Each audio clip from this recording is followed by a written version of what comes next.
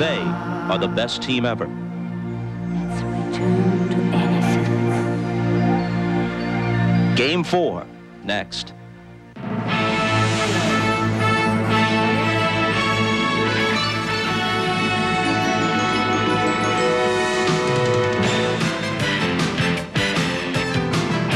This is the NBA. The 1996 NBA Finals. A sparkling June evening in Seattle, the Emerald City they call it, but even the great and powerful Oz might be stumped for ideas as to how the Sonics can deal with these Chicago Bulls. Hi again, everybody. Bob Costas at the Key Arena, and perhaps the man behind the curtain would tell the Sonics they'll need all the heart, brains, and courage they can muster tonight just to salvage a game in this series, just to keep the Bulls in town another couple of days, just to make Chicago wait before it can celebrate. At the end of the regular season, the Bulls displayed these hats. Here we go, 72-10. Don't mean a thing without the ring. Well, how does 87-11 sound to you? That would be the final arithmetic if the Bulls complete the sweep tonight. Their 15-1 postseason mark would represent an even better percentage than their record-setting regular season. They would have won 8 straight from Seattle and Orlando, the teams with the second and third best records in the league. We will never know how the Bulls would have done against the greatest teams of the past, but we do know this: no team has ever steamrolled its competition like this. So it is the misfortune of the Seattle Supersonics to be in their way. Seattle, a 64-win team. No team has ever won that many without winning the title. But against this historic Bulls team, Seattle may be about to exit the finals without winning a game. Another measure of the Bulls' stunning superiority over this year's NBA. The tip-off for Game 4 is 12 minutes away now. Marv Albert, Matt Guokas, and Bill Walton will call it, and we'll turn it over to them when we return to Key Arena after this.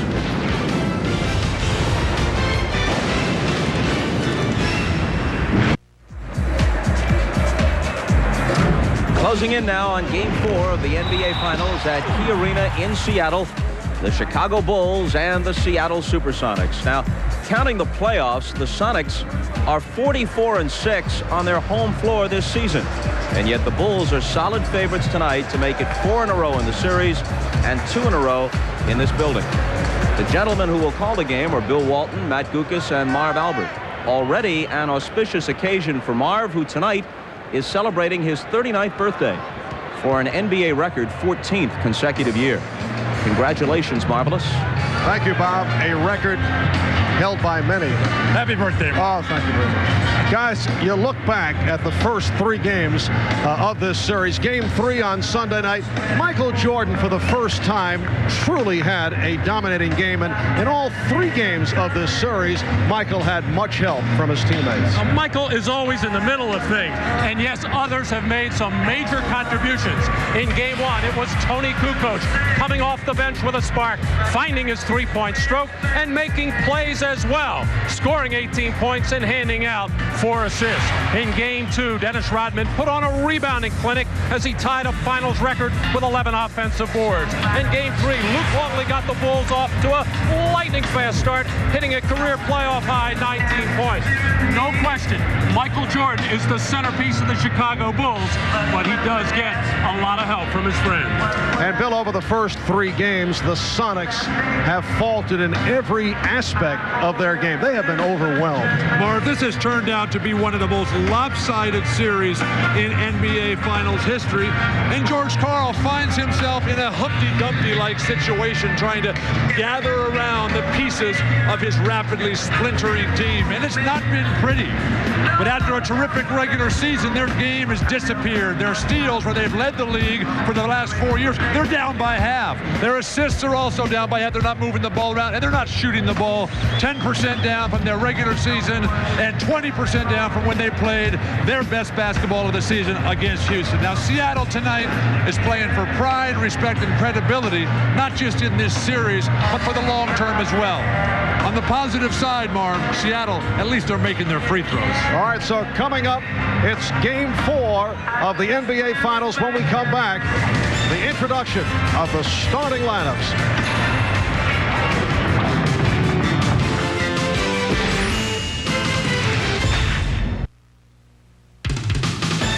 The NBA on NBC is brought to you by Miller Lite. With a great taste of an ice-cold Miller Lite, life is good. By Genuine Chevrolet, the cars more Americans trust. And by DirecTV, satellite TV at its best. It is a beautiful 67-degree day here in Seattle, and right now we're set to join with the public address voice of the Seattle Sonics, Jim Gracie.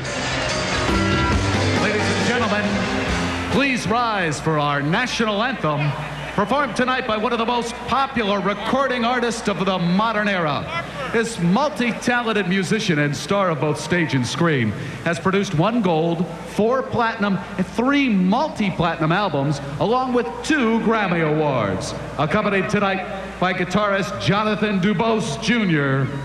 Please give a warm Sonics welcome to Columbia recording artist Harry Connick Jr.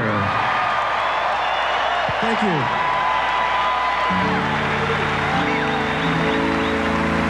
I want everybody to sing with me, all right?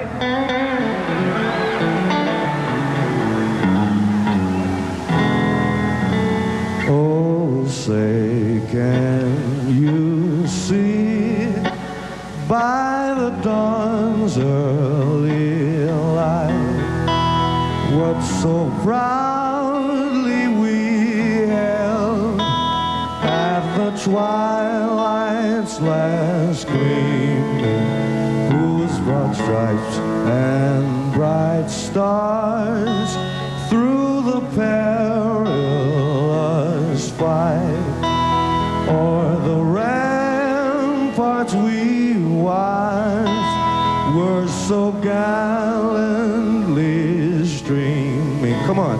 And the rockets' red glare, the bombs bursting in air, gave proof through the night that our flag was still there.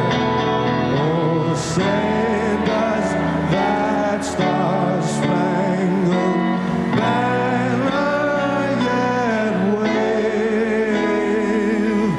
o'er the land of the free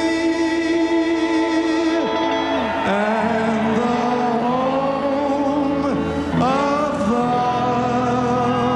brave?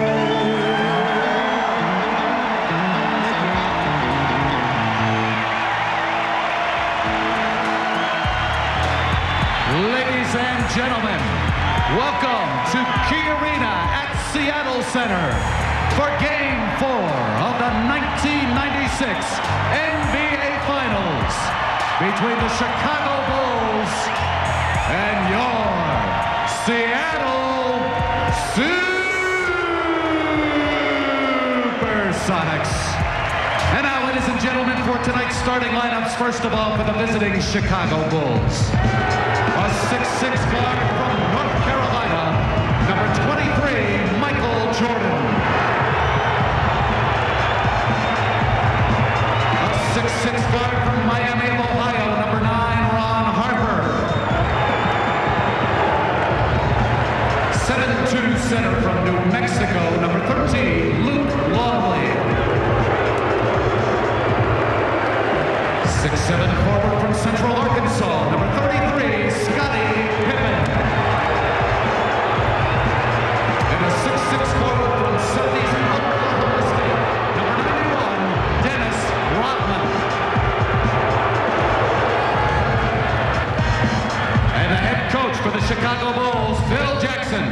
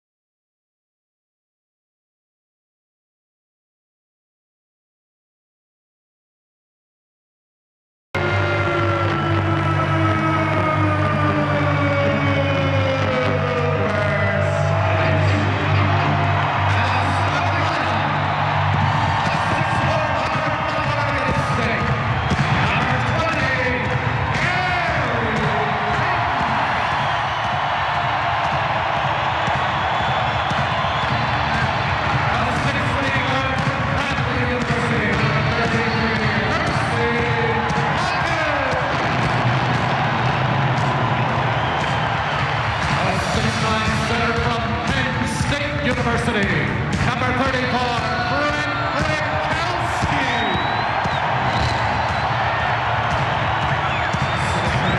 University of Washington.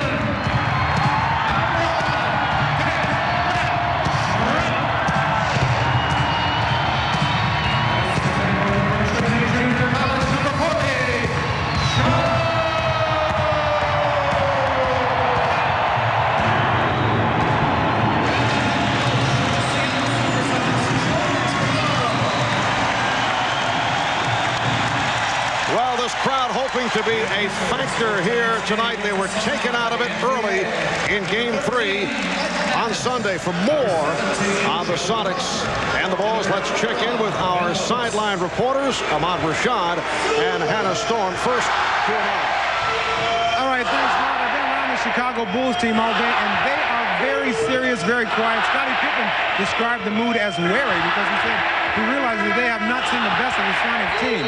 Now, the question that's been circling around this team is, are they the best team in history? Steve Kerr said, we don't concern ourselves with history.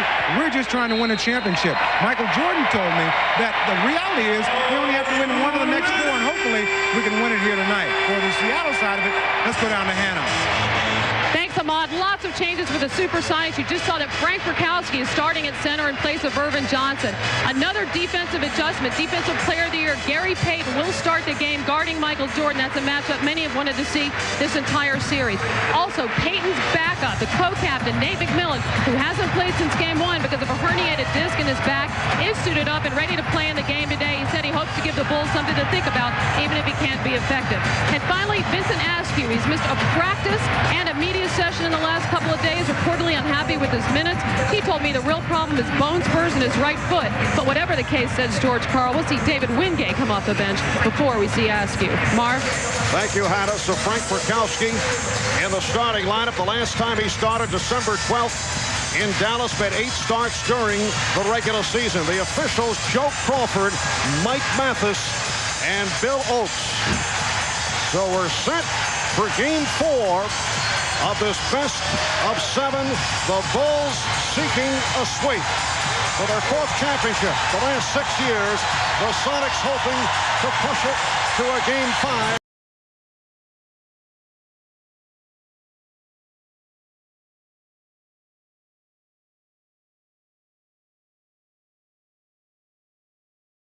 Seconds. The last time the Bulls trailed, the end of the second quarter, back in Game 2. Rodman with the first shot, and Rikowski with the rebound.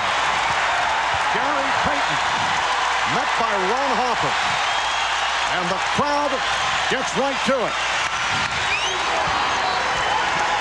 Here is Payton. Just did get a piece of the rim, but it was saved, and Payton not able to hit. Hopper over Rikowski. And last touch by the Bulls. But 2 offensive rebound opportunities for Rodman right off the back. Still, Seattle has not made the correct adjustments to box him out. Gary Payton, 2 3-point shots on the first possession. How about getting to the hoop and creating something for someone else? And Payton is 1 for 12 from downtown in the series. Leg block is called. The Sonics get a new 24. Talking with Phil Jackson before the game, he was saying how concerned he is with all the hoopla surrounding this game, the talk of a sweep, all the preparation for post-game celebration. He is really worried about the team looking so far ahead. We are just underway here in Seattle. Rikowski was about to tee it up for 3.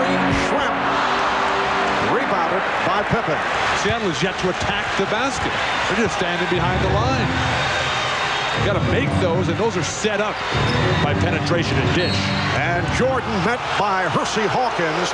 It is a blocking foul on Hawkins. Well, Michael Jordan was picked up by Hawkins in transition. Hersey did the right thing by staying with him, but Gary Payton will have the initial defensive responsibility. Michael realizes it now, and usually when he has that smaller man, he will go right into the post.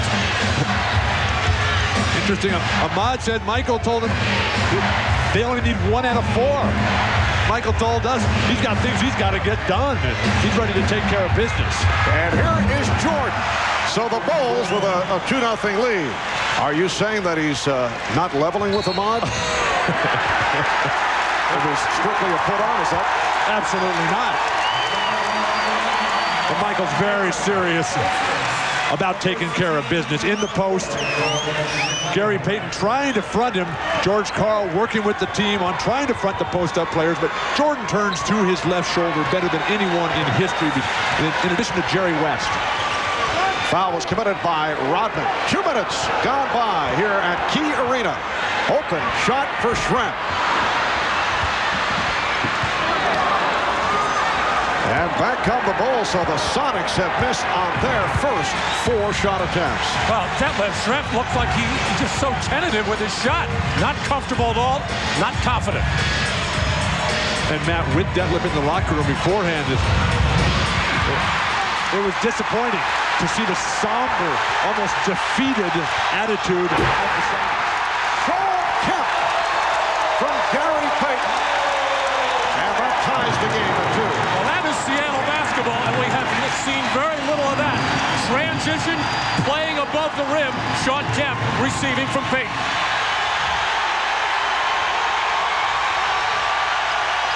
Here is Longley, Luke Longley, coming off a playoff career high, 19 points in game number 3.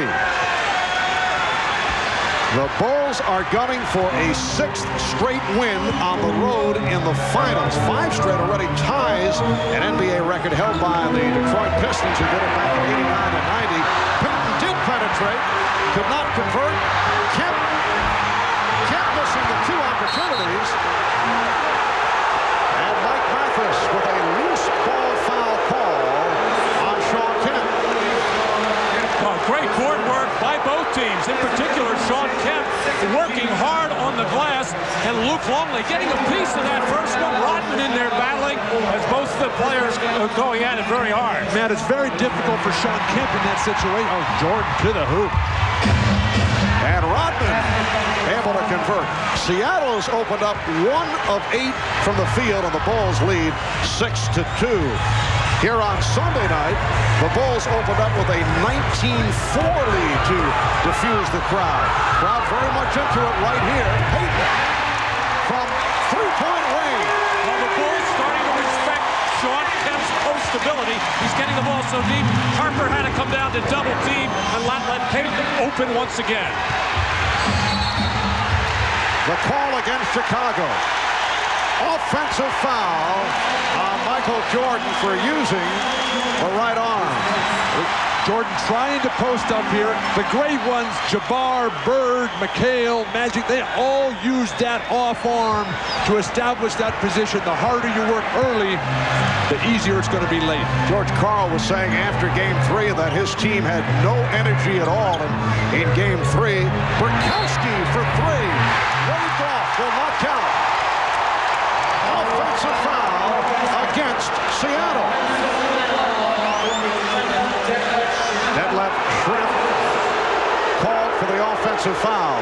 Well, the 3-pointers have been few and far between for Seattle, and here Burkowski finally nails one, and then an off-the-ball foul. It's been going that way for the Sonics. Burkowski hit one earlier in the series. Jordan. And Hawkins took it away from Rodman. Rodman complaining to Crawford and is hit with an early tee, and you can see that the officials are not going to accept anything from Dennis Rodman. A no-brainer there in game 1. Dennis Rodman gave the 2-hand wave to Joe Crawford early and picked up the technical. Here he felt he was pushed over the top, and then looking and talking to Crawford at the way and putting the hand up. Joe Crawford couldn't wait to blow that whistle to nail Rodman and try to keep him under control with that first technical.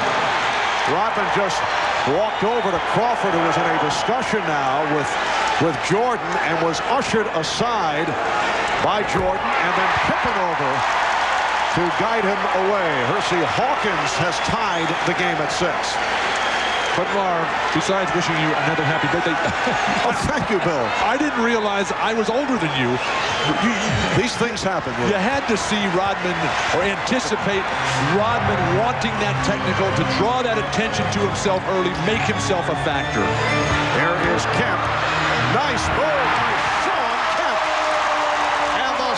Sonics have taken the lead for the first time since the end of the second quarter in Game 2. Jordan's shot blocked by Kemp. And it will be Seattle in possession.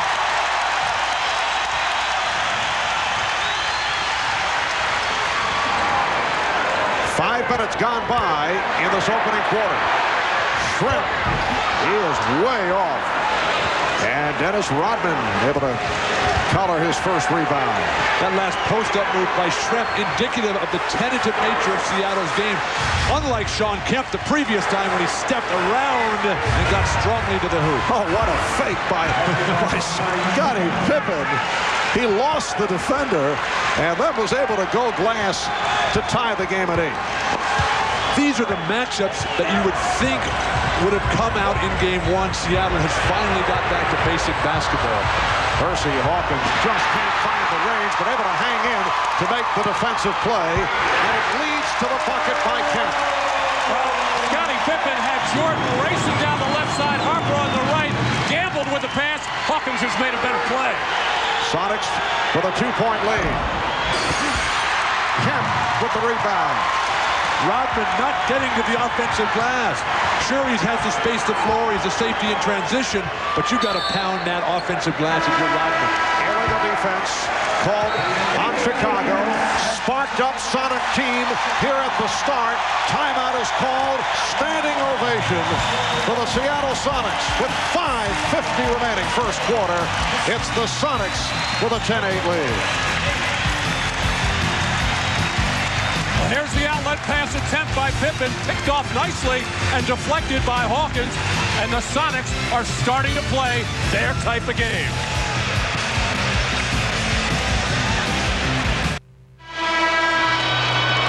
For Seattle coach George Karl, it's been a very difficult stretch. George constantly being asked, understandably, to defend his team's play. Here's his response. No one thinks we're going to win. And it's just an opportunity to show our hearts. That's it. I think my team's got big guts, a lot of guts. And it's, I mean, after Sacramento, 1-1, Die Hard 3 was the theme in Seattle. We win Sacramento. After you blowing the 5th game in Utah, you know, here they go again. What does this team got to do to show it? It has shown class this season. I don't know. You know, I don't know. Does it mean we got to beat Chicago 4 straight? That'd be great. I'll take that. I think they'd believe after that. Oh, no question this team has had a terrific year. I don't think anybody can question their guts or their character. The big problem is they're just not as good as this Chicago Bulls team, period. And ultimate respect comes with winning championships. Well, Matt finally turned your microphone off, Bill. I've been waiting for this. Sean Kemp not able to hit. You all right? And here is Gary Payton from downtown. We have our audio people checking it out immediately. Sonics 13 and the Bulls 8.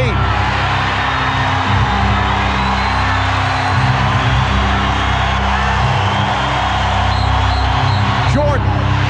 And that shot attempt waved off. Mike Mathis with the call indicating that Gary Payton extended a knee, and that is his first foul. And Bill, earlier you felt that Dennis Rodman got that technical foul on purpose. I totally disagree. That puts him in jeopardy, puts his team in jeopardy, because throughout a basketball game, he is going to be involved in a lot of altercations with players. He cannot afford to be thrown out of this game. His life is jeopardy. 11-2 run by Seattle. Loose ball foul is called. It's on the Sonics. It's on Brakowski. First substitution for the Bulls. Tony Kukoc checking in. Brakowski and Rodman working away from the ball. Obvious elbow to the face by Brakowski. Those elbows, you got to keep them in the chest area. Everything down in the torso, totally legal. Oh, the steal by Brakowski. Coming over to help on the double team. Nice pass. The block by Longley to stop Kemp. Crowd looking for a goaltend. Now Kemp going at Longley. Draws the foul. Sean Kemp, who has done it offensively over the first 3 games. And they're very upset after game 3. In fact, he questioned his teammates' desire. And well, he should have. I mean, that's what leaders have to do. Would have helped if Sean would have come out and taken 20 to 25 shots of his own. He only took in the low teens. Well, the Bulls going to the double team the other day as Hawkins is able to hit on the spinning jump shot to extend to a 15-8 Seattle lead. It's so much like Game 4 Chicago at Orlando, where Orlando came out down 3-0 in a similar situation. Chicago closed them out at the very end. Jordan went to the left hand as he was met on the switch by Burkowski, and a foul is called. For Burkowski, it is his second. There was some question about Frank Burkowski's status for tonight's game. His flagrant fouls on Sunday, as you see the foul committed by Frank Burkowski. Those flagrants would have meant a suspension, but the league ruled that the flagrant foul committed in Chicago Friday was downgraded from what is called a level 2 to a level 1. Level 2 counts as 2 points against the players total, and 3 in one series would mean an automatic suspension, but Burkowski given only a level 1 foul each time he was ejected, so he was able to play them out. Well, George Karl had to be very happy with what Burkowski gave the Sonics in the 3rd quarter of Game 3. That's the best the Sonics played. So he put that in the memory bank, wanted to start him in this game, and he did serve as a steadying influence. He can spread the floor, he can take the big man away with the threat of the three-pointer, and you know he's going to throw his body around the hoop. But like all players, Burkowski needs consistent minutes. Hawkins for 3.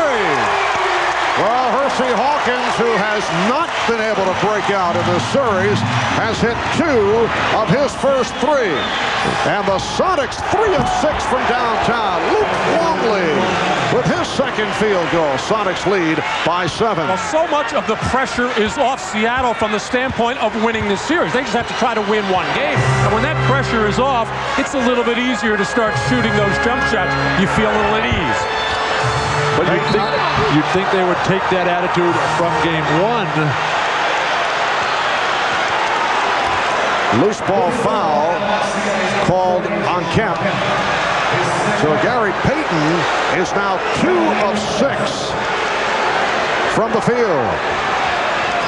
And Payton has attempted 5 3-pointers.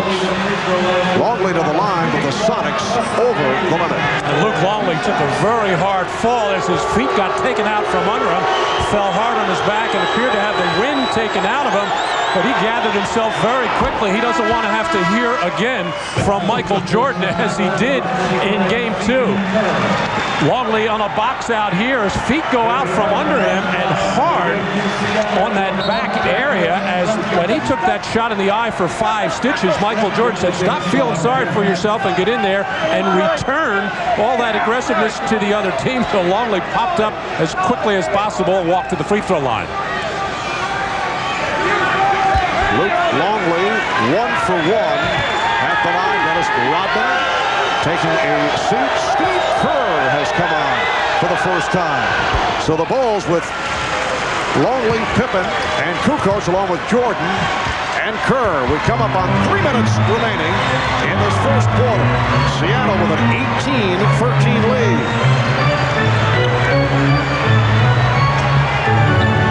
David Wingate, who got the call early rather than Vincent Askew, as Hannah Storm reported earlier would be the case, and a foul on Kukoc. That is his first. It leads to a Chicago timeout. 2:53 remaining. First quarter, the Sonics desperately looking for their first win in the series. Welcome back to Key Arena, where the Sonics lead the Bulls early in this game, 18-13. A very positive huddle by George Karl, telling his team to keep their energy up in this game. That is what he was most concerned about coming into this game. He said, show them that we can play just as well as they can. Marv? All right, Hannah. Yes, the Bulls took the energy out of this building in Game 3 on Sunday. The Bulls came out with the mentality and the edge that the Sonics did not demonstrate. And the Sonics hitting some shots here in this first quarter, lead 18-13. And Marv, they're getting him off of good passing and ball movement, something that's not happened in this series. Sonics have turned it over more than they've generated assists. You saw the ball movement right there. David Wingate from Gary Payton. And the reason for that easy ball movement and all the open shots is all the double teaming that Chicago is doing, something that they did very little of in the first two games. Pippen working on Hawkins. Pippen off the recovery. And Longley with the tip. The Sonics were looking for offensive interference. Marv, Scotty kept that alive with a terrific second jump quickly. Looked like he might have taken it off the rim, Scotty, the first time. The Sonics are so small right now with Perkins and Schrempf as their only big people. They could get hammered on the boards. 2015, Seattle. Luke Longley has scored Chicago's last 6 points. Ball deflected out of bounds. Let's check in with Ahmad Rashad. Ahmad? All right, Marv, Phil Jackson telling his team that they were playing good at that time. He said that they expected this kind of a thing from the Sonics because of the crowd noise and all the energy. If they can just hang close, that they figure that the Sonics will wear down and they'll be in good shape going into the second quarter. Marv?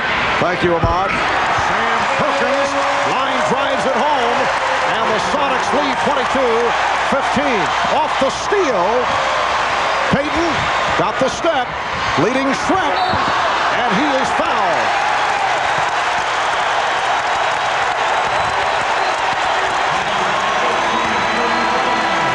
That is number 2 on Longley. And here is Nate McMillan. George Karl hoping that this provides even more of a lift. Nate McMillan, bothered by the bad back, he just thought he'd be out the entire series after sitting out games 2 and 3. Nate McMillan, such an important player for this team over the course of the regular season. It's nice to get this emotional lift from the standing ovation of the crowd, but Nate's going to have to keep it going with some good, solid basketball play. And with that very painful back, he told me beforehand, it's still killing him, but he's basically got to do whatever he can to help. I've been there before, Marv. That's a horrible situation to be in. They are chanting for Nate McMillan. Sonics 23, the Bulls 15 with a minute 20 to go in this first quarter. Bill Wennington has replaced Luke Longley. The matchup, Wennington and Perkins. They double up on Kukoc, and a foul against Seattle. It is on Wingate. Sonics over the foul limit. Well, the energy of this crowd is transforming to the Sonic players on the floor. This is the best stretch, other than the third quarter in Game 3, of physical, tough, in-your-chest defense that we've seen from the Sonics. And that's the way they have played all year. But inexplicably, they came out in the first 2.5 quarters of the series, and we did not see that kind of aggressiveness.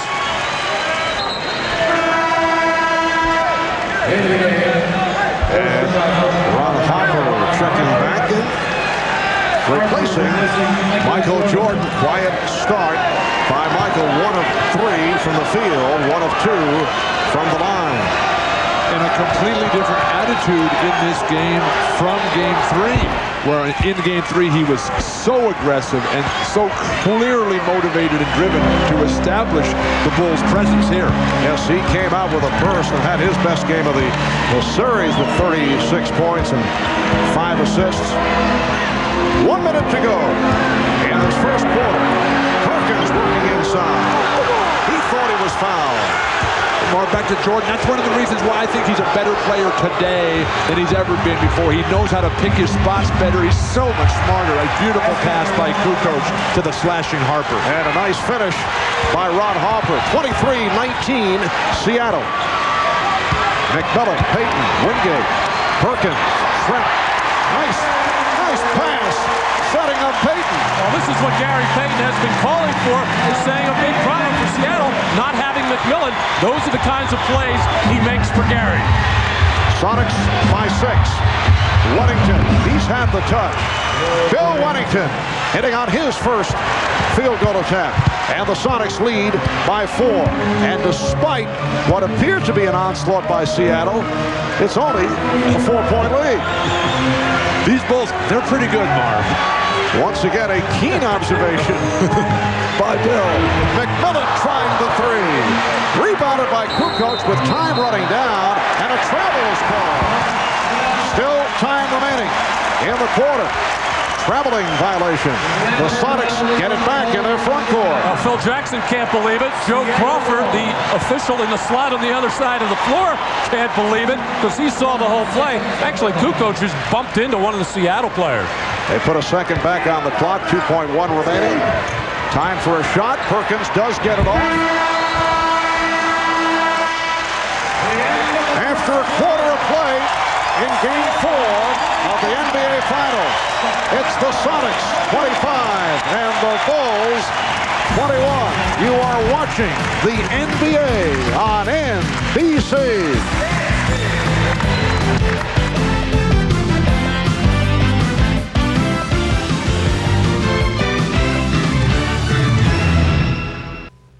This is the NBA on NBC, the 1996 NBA Finals.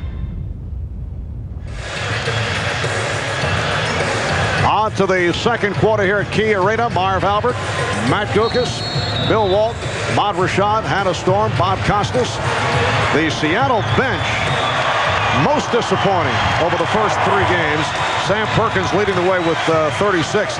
Only 20 field goals made, 18 turnovers, almost as many turnovers as field goals over the first 3 games of this series. The bench in the first quarter with 4 points. Chicago with 4, Seattle with 4, and the Sonics have a 25-21 lead.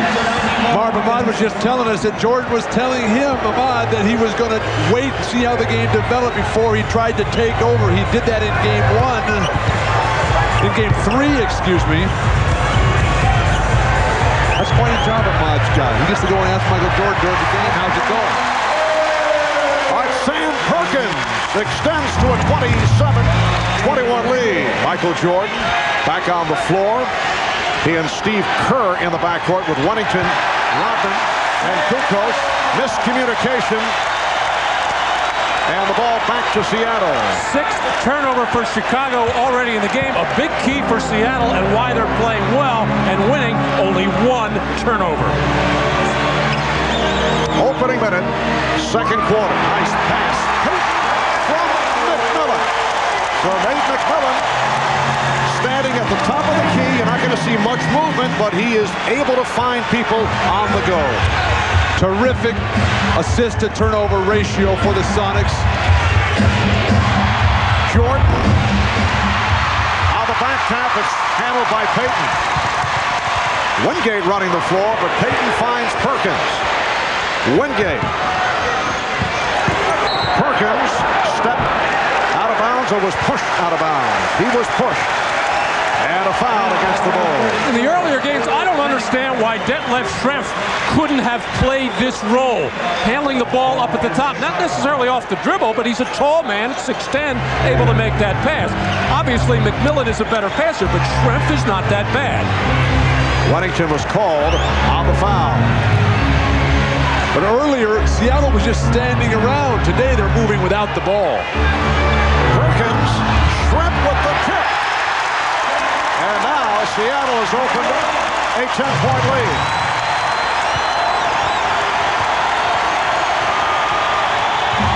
Again, a bad pass. Tony Kukoc thought he had a teammate. It is another Chicago turnover. Bulls totally out of sync, and it's because of the pressure defense, the overplay. The Bulls are cutting backdoor. The passers aren't reading. 6 unanswered points by the Sonics in the midst of another run. Payton for 3. Yes. The Sonics by 13. And the Bulls want to talk it over.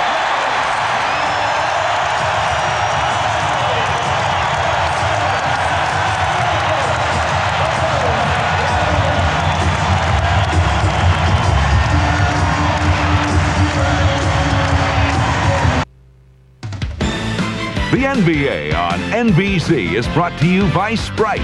Image is nothing. Thirst is everything. Obey your thirst. Sprite. By the car you can depend on. The 1996 Mitsubishi Galant. And by IBM, worldwide Olympic sponsor. Well, the Bulls sensing that Bill Wennington cannot handle Perkins inside. Michael Jordan coming down to bother, but leaving Gary Payton wide open, who coming into this game 1 for 10 from downtown, is now 3 for 6 from beyond the arc. Well, I'd have to say a self-effacing woman. Gary Payton finally having that breakout game that they've needed from him from game 1. Been badly outplayed, a non-factor offensively, taken off Jordan. Now it is David Wingate defending Michael Jordan. 13-point Seattle lead. Kukoc for 3. Shrimp chased by Powell. The Sonics able to fast break the Bulls and lead now 36-21. Oh, that long jump shot by Kukoc, absolutely no floor balance for Chicago. Very unusual. Kerr not able to hit the 3. Pippen gets the new 24. Kukoc. So Tony Kukoc with his first field goal. It's the Sonics leading by 13.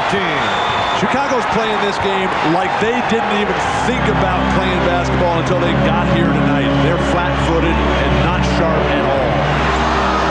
Rodman with the rebound. Seattle Sonics looking to stay alive and forcing game 5 here. And Shrimp to the ball. The Bulls with visions of coming up with the sweep and a playoff run of 15-1, which would cap off the 72-victory season. Because he'll be coming out holding the Stanley Cup. They have introduced the majority of the players and Mark Crawford, Stefan Cisse, the backup goaltender, and now shifting time for the captain, Joe Sakic, who for the first time tonight will show this crowd here. He's the best point guard in the history of playoff hockey. Absolutely brilliant in Game 4 of the finals. His third Stanley Cup, number 33, Patrick Roy.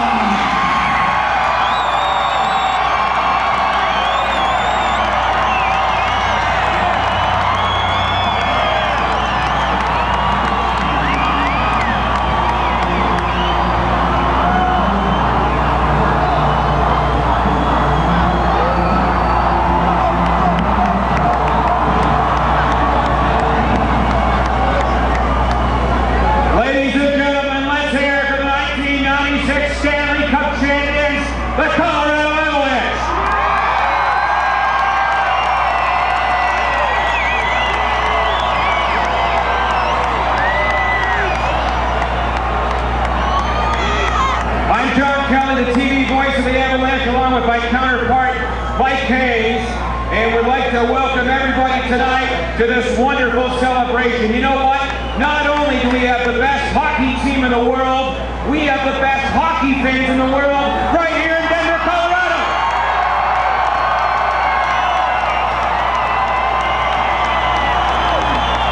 Hey, Colorado fans! How good does it feel?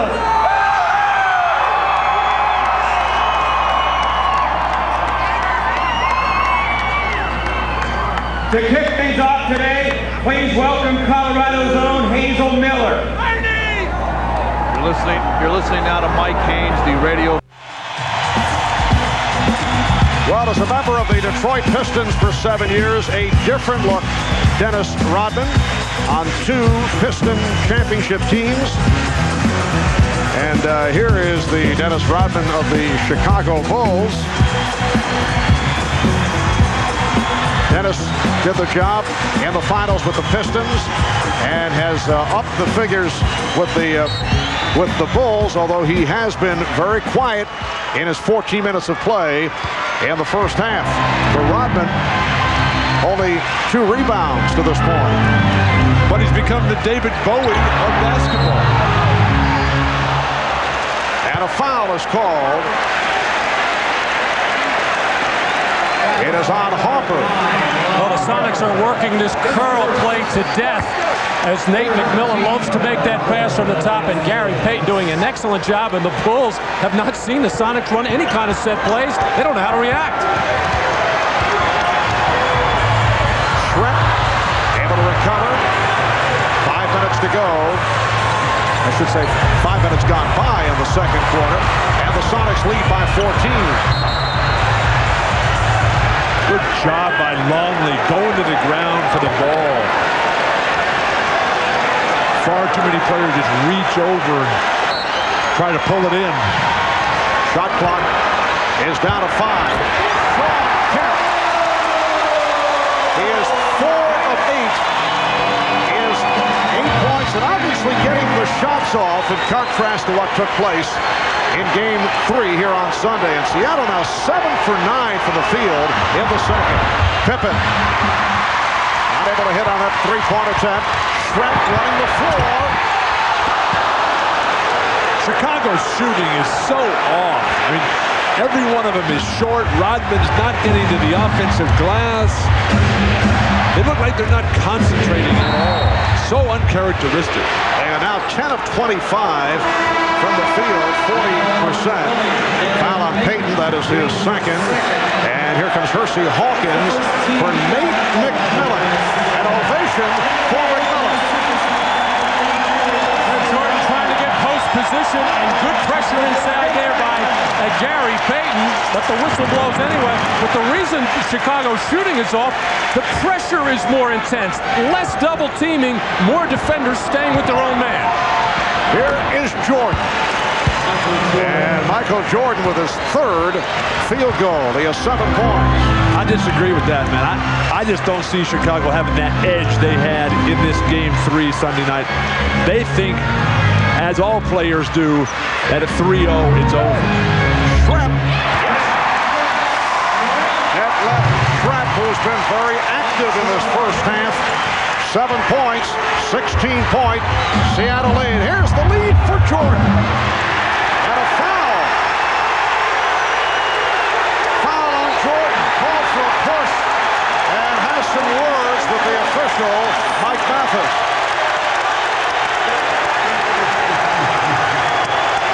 Jordan trying to get to that alley-oop, that lead pass, pushed off. Well, there's the overplay, and this is an automatic push Chicago, and you can see why Michael Jordan would object to this call. He absolutely did not push off on that play and argue with referee Mike Mathis about it. And received a technical foul. So Hersey Hawkins hitting on his second tee.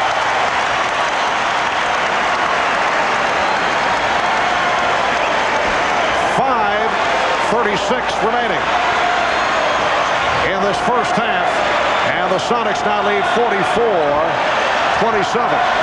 Biggest lead of the game for Seattle, and obviously the biggest lead they've had during the course of this NBA Finals series.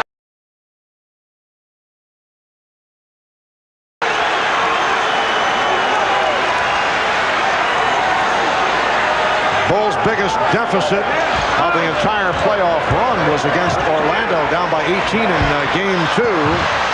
Pippen with the rebound. They did come back to win that game, as Bill, you mentioned earlier. Longley working on Perkins, called for steps. Now Luke Longley is hesitating right now.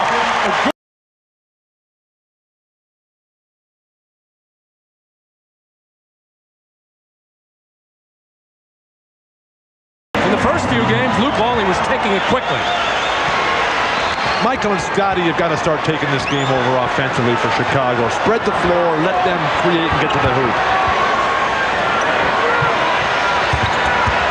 Hawkins with the step. Crowd looking for a travel on Rodman. Here is Jordan. Well,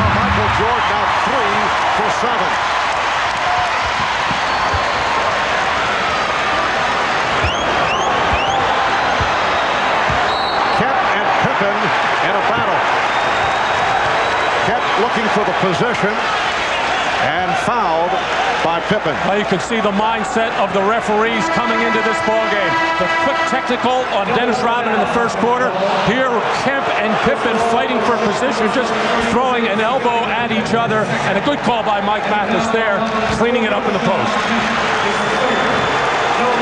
But that's just good playoff basketball. I mean, there's nothing illegal about standing there and leaning into a player. These are Scottie Pippen.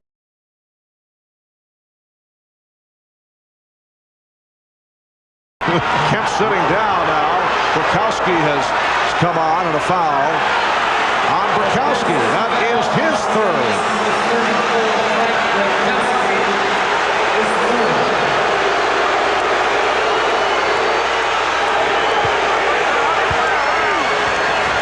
Well, there, Bukowski and Robin in the same situation.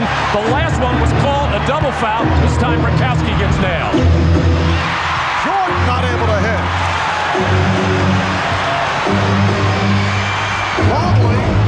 Luke Longley, 4 of 5, 10 points. And the Sonics lead 44-29. Well, this is obviously the most basketball Luke Longley has ever played in his life, and it's really paid off. His skill level extremely high right now. Had his ups and downs earlier during the playoffs. Terrific game in Game 3 on Sunday, and has had the good first half. Longley reaching in, called for the foul, trying to knock it away from Perkins. So for Longley, that is his third. Well, Sam Perkins was very upset early in the series that the few times the Sonics went to him, he produced, and then they stopped going to him. Perkins, three. The Sonics, who have had huge problems from three-point land, 6 of 11 from downtown in this first half, and they now lead by 18 points. Pippen, rebounded by Perkins. Nate McMillan getting set to check back in.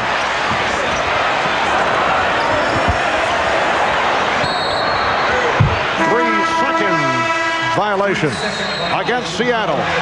2 minutes and 58 seconds to go in the first half. Sonics 47, Bulls 29. Back here in Seattle, and here's what's coming up on the Prudential Halftime Report. We'll be joined live by 2 of the NBA's all-time greats, Magic Johnson and Larry Bird. Between them, they played in 14 NBA Finals and won 8 titles. They'll talk about this Chicago Bulls team and its place in basketball history. And another of the all-time greats will join the discussion, Julius Erving. His Sixers battled Bird's Celtics in the East and 3 times bet Magic and the Lakers in the Finals. All very interesting, but right now the Bulls trail the Sonics by 18. Back to courtside we go to rejoin Marv, Matt, and Bill. Thank you, Bob, and the Sonics have outscored the Bulls 22-8 here in the second quarter. Let's check in with Hannah Storm. Hannah? Marv, you see Nate McMillan back in the game. He has not sat on the bench this entire game. The only way he can play with that painful back injury is to head straight into the locker room when he's not playing. He's stretching in there. He is walking on a treadmill. He has to remain active the entire time because this injury is much too painful to allow him to sit on the bench. Marv? Thank you, Hannah. Michael Jordan now 3 of 9 from the field. We have 2.5 left in the first half. Kukoc for 3. So Tony Kukoc hitting from downtown, and the Sonics now lead 47-32. Chicago's first three-pointer of the night. 1 of 8 from downtown.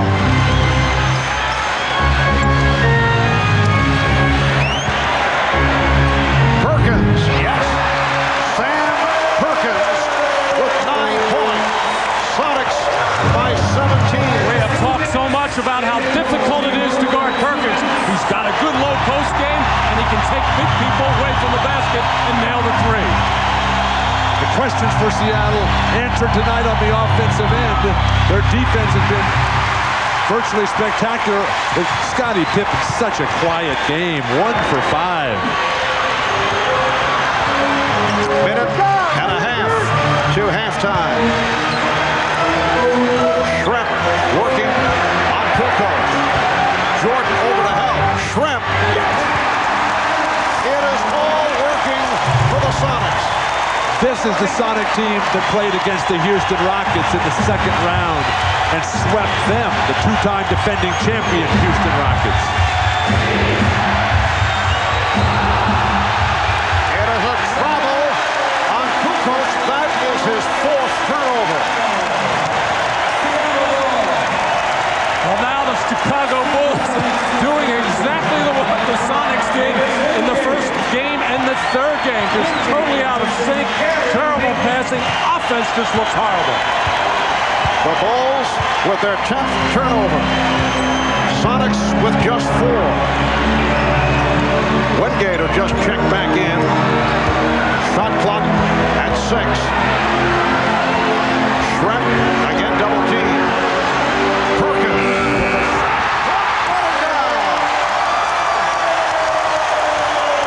Are you getting the idea? It's Seattle's night. Absolutely, Mark. They're playing purple. When that kind of shot goes down, back up to half court, try one. Heat check. Nate McMillan called for the foul, his first.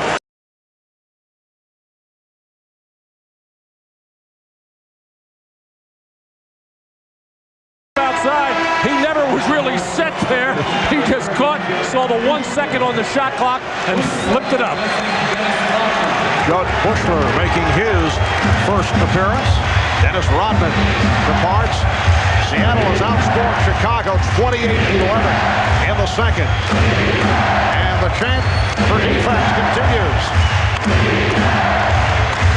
Well, the Seattle fans have seen much of that in this first half. They have bottled up the Bulls.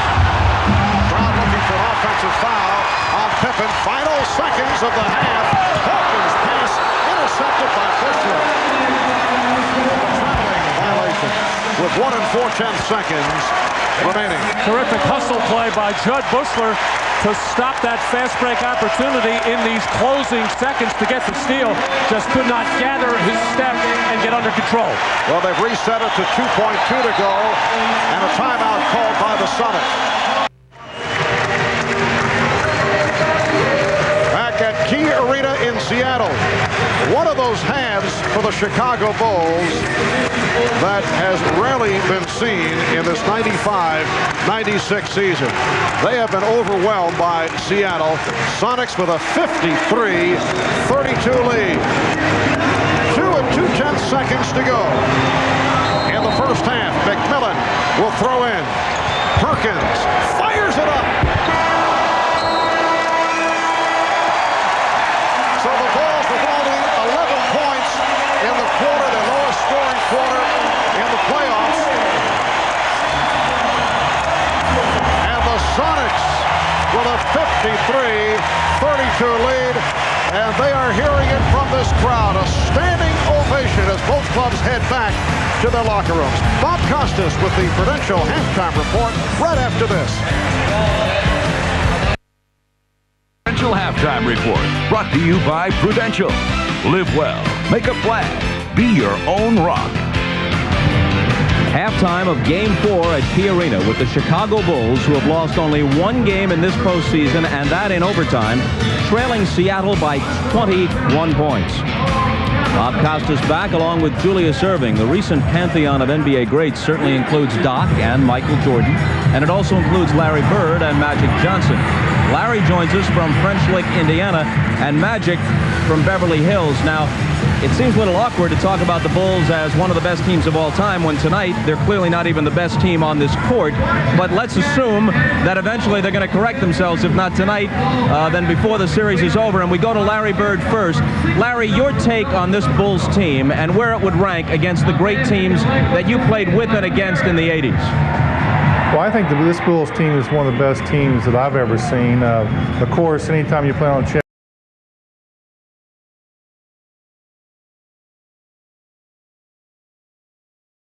This year, I think that they rank up there with some of the best that ever played. They have to be because they won 70-some games and just lost 11, and obviously they're going to win this series as it goes on. Larry, I think a matchup between your 86 Celtics, especially, and these Bulls would be very interesting, and no guaranteed win for Chicago with the front line that 86 team had, plus Dennis Johnson and Danny Ainge in the backcourt. That's true. I think that's the reason that that we might do some good against them, because we did have the height advantage, and our front line was so unbelievable with Kevin McHale and Robert Parrish and Dennis Johnson in the background and Danny Ainge. And I think our only downfall at the time was Bill Walton was coming in as our sixth man. Although that was a season where for once he was healthy. I think he played in 79 or 80 games that year. One thing that strikes me as... Oh, go ahead, Larry. Go ahead. Well, Bill was healthy when he wanted to be. You know, he played an awful lot of games and a lot of minutes for us that year, but at times we had to beg him to play for us. We're having a little bit of technical difficulty hooking up with Magic Johnson, so we'll stay with Larry Bird right now. One similarity, I guess there are many, but one that strikes me between you and Michael Jordan, Larry, is that killer instinct, totally ruthless on the court. You had that, and Michael does too. Well, that's awful nice, Bob, to compare me and Michael Jordan. I think that anytime you have a team down, you got to go ahead and put them away. Michael wants to win this game tonight more than any game he's played in this series, because he knows this is a crucial game.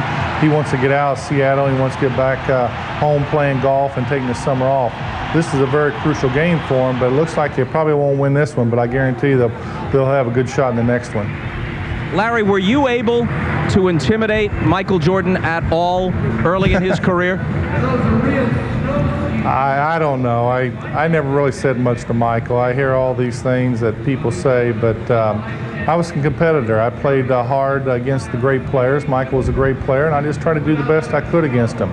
I didn't have the athletic skills that Michael has. I couldn't jump as high or run as fast, but I had to make it up in other areas, and at times I did well, and other times I didn't do as well as I like to. But overall, I had a good career, and I'm very pleased with the way things went. Julius, one thing for sure, you had Larry and Magic to test yourselves against. There's nothing comparable to that quality of competition at the top for these Chicago Bulls. Through no fault of their own, they don't have the Celtics and the Lakers like you did. Well, they don't have a steady diet of those two teams, but certainly they have Orlando, they have the New York Knicks, the Indiana Pacers, and you can't say little about the Houston Rockets, you know, as being a cupcake team. They're a very, very good basketball team. But we had a steady diet of Milwaukee, Boston, LA in the finals 3 times before finally breaking through in the 3rd time. And just to, you know, kind of reiterate a little bit about what you and Larry are talking about, you know, even though I don't look that much older than those guys, I'm considerably older than both Larry Johnson and Larry Bird and Magic Johnson and Michael Jordan. And excuse me. So even though we played against one another on a competitive basis, I was playing near the end of my career, and the pre-Moses 76er teams were a lot different than the teams with Moses Malone. And that team knocked at the door, you know, by going to the finals 3 times before, as I said, breaking through with Moses. And I think the team with Moses, which had the all-time best record, and probably will maintain it if the Sonics can hold on today, could have beaten any of these teams, the present-day Bulls, and certainly we proved ourselves against the Celtics and the Lakers. The 83 76ers who went 12-1 through the playoffs. Let's see if we can hook up with Magic now. Magic, your thoughts on this particular Bulls team. You played against the first Bulls champion in 1991, but this Bulls team, where does it rank? Well, I think they're definitely one of the best teams of all time in basketball, only because they can go out and full court press you and really defense, denying you, taking you out of your offense. So they're definitely one of the best teams of all time. Let me ask you one quick one before we take a break here, Magic. Your team of the mid-'80s, with you in the backcourt, with Kareem up front, with James Worthy, with Byron Scott, with Michael Cooper for defense. Again, I think, interesting matchups, and by no means assured that the Bulls would beat that team. Well, Kareem is the X factor because there's nobody that could stop him on their team. Then he would set up shots for everybody else. I think Larry made a good point about his Celtic team, the same thing. The only way you can beat this Bulls team is to have a dominant front line, and that's what we had, and that's what the Celtics had, and of course Dr. J with his team with Moses. So It would have been probably a great finals or great series, but at the end, I think Kareem would have ended up winning it for us, maybe in a game 6 or 7. We'll take a short break here and then return. More with Magic Johnson, Larry Bird, and Julius Erving after a message from Prudential and a word from the NBA.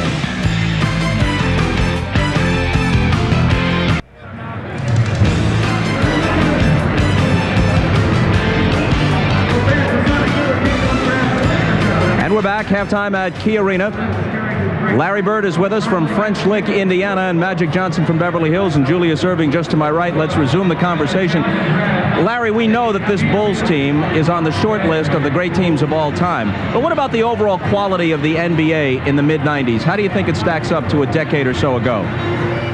Well, I think the expansion teams has really hurt the league. I think it's depleted some of the talent in our league. But, you know, you got to give the Bulls all the credit.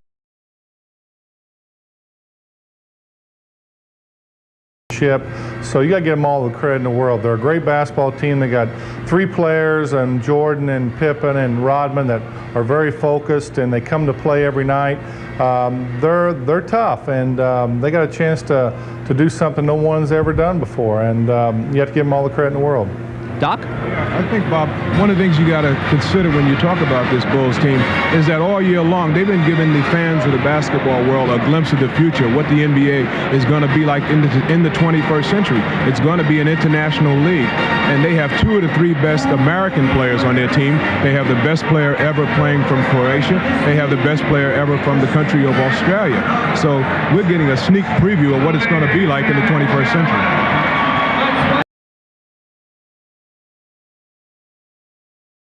Of the future, they're also connected to the past, Magic, because they play with an appreciation for the game and the proper approach that I know makes old-timers feel good about their success. Not that you're an old-timer necessarily. Well, there's no question about it. I am so excited about when I watch Chicago, because look at the team. They're made up of veteran players and role players who know their role. They have 3 superstars. The other players play their role. And they're going to teach the Orlando Magics, the Seattle Supersonics, the other young teams, really teaching them how to win and how to play basketball on the highest level. And that's why I love watching the Chicago Bulls, because there's Ron Harper, who I'm happy for. They got James Edwards, John Sally, all these guys, along with Kerr and Bushler. They're all on one page, and they're all for one goal. And if these young teams can understand that and get to that point, then like Julius said, the 21st century in the NBA is going to be exciting. So take note, young players, especially the Lakers and all these teams who are trying to get to that point. Look at the Bulls and figure out why they're winning this championship and why they won so many games this year. Magic, as always, a pleasure. Thanks to you and to Larry Bird in French Lick, Indiana. We appreciate it. Thank you. Always great to talk with both of you, and Julius Erving as well. One other note, just a short time ago, Marge Schott, the owner of the Cincinnati Reds, bowed to pressure from Major League Baseball and agreed to give up daily control of the team through the 1998 season. Schott had made a series of insensitive remarks, as you know, leading to today's action by Major League Baseball. Halftime in Seattle, the Sonics leading the Bulls by 21. We'll send it back to Marv Albert, Matt Gukas, and Bill Walton after these messages from your local station. This has been the Prudential Halftime Report, brought to you by Prudential. Live well, make a plan, be your own rock.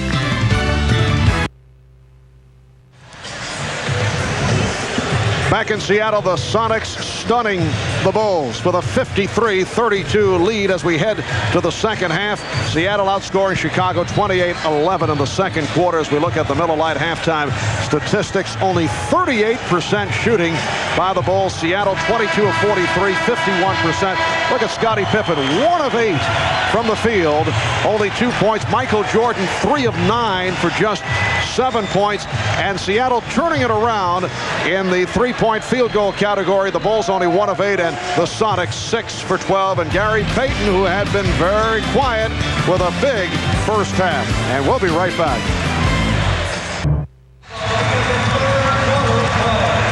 For the Bulls, this not a good sign. Luke Longley, the leading scorer, at 4 or 5 for 10 points. 7 for Jordan, 2 apiece for Harper, Rodman, and Pippen. Harper, bothered by the bad knee, you recall, did not start in Game 3, has not come out here as the starter for the second half.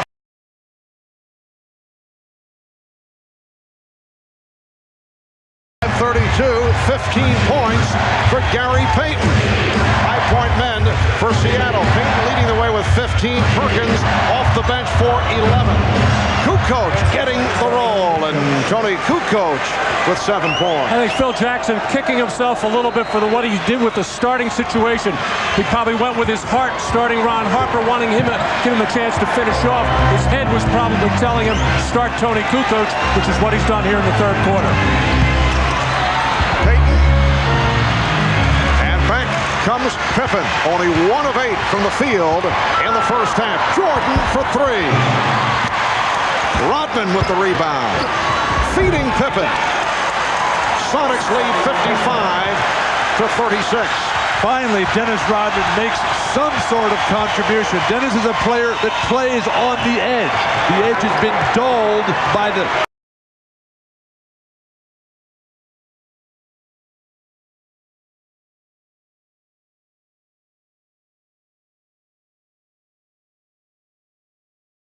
in the second quarter. That's their lowest scoring quarter throughout the playoffs. Not been able to get to it. And calls for time. He was in trouble, could not find anyone. And took a 20-second timeout. Making contact with George Karl, brushing up against him as he went back to the Chicago bench. Well, Dennis Rodman realizes he did not do much in that first half. Only 1 offensive rebound. Gets one here and finds Scottie Pippen nicely with the bounce pass. And nobody, I don't think, is quicker at his size at getting to loose balls as he chased that one down deep in that left corner and got the 22nd timeout. But Dennis's game is about rhythm. It's about effort. We have seen none of that tonight. The numbers on Rodman, 6 rebounds, 2 points. Jordan trying to shoot the Bulls back into it, but Michael has been off. Last touched by Schrempf. And Michael is trying to shoot them in from the perimeter. When Michael is not hitting from the outside, he knows what to do. Drop that head, get to the basket, and either score or get to the foul line. Jordan has missed his last 5 shots, 3 of 11 for the game. Guarded by Hawkins, now Schrempf over to help. Kukoc for 3. Yes! Tony Kukoc from downtown. He has 10 points, and the Seattle lead is now 16. Finally, some decent ball movement for Chicago. It's been all Seattle. Seattle now with a 3-to-1 assist to turnover ratio. It's about time they got back to playing their brand of basketball. 7-0 run by the Bulls. Kemp fires.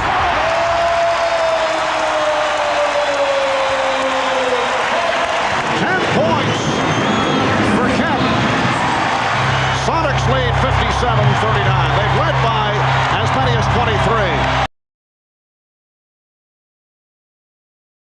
Sonics now lead 57-41.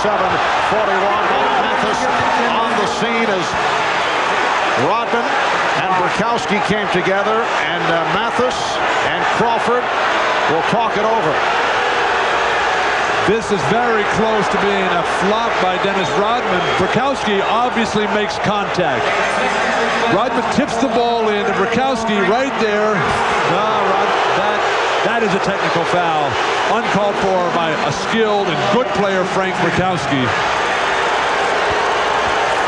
Well, you saw the first elbow by Dennis Rodman to incite something there, and then getting his head up against the Burkowski, and he bit the bait, finishing off by pushing Rodman to the floor ever so slightly, but just enough for Rodman to make that play. But a good play by Luke Longley to take the ball to the basket and create some havoc. So Burkowski was hit with the technical.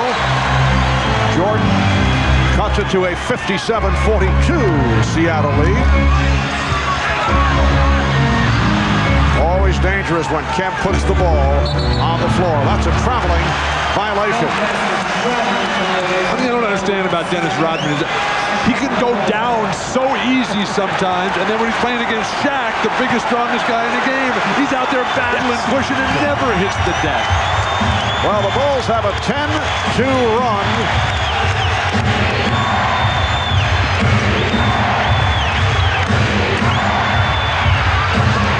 Rebounded by Kemp. Rakowski, Kemp, and Shrimp up front. Hawkins and Payton in the backcourt. Again, a travel. John Rakowski. Now, Rakowski's going to get the turnover here, but the pass.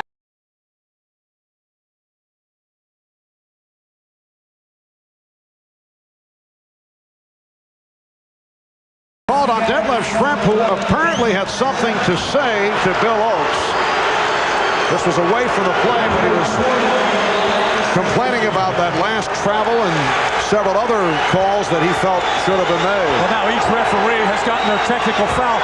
What I don't understand is why players don't sense who the referees are and how they are going to take control of the game. You could see early, Joe Crawford called the technical on Dennis Rodman right away, and then Mike Mathis a little later calling one on Michael Jordan. You have to be aware of what you can get away with the officials. In this game, you can't say a word. Chicago Bulls very much back into it. They're down by 14 after trailing by as many as 23. Although Jordan has been off. He is now 3 for 12. He's just not sharp in any aspect of his game. The rebounds, the defense is not that solid. Kemp went to the crossover.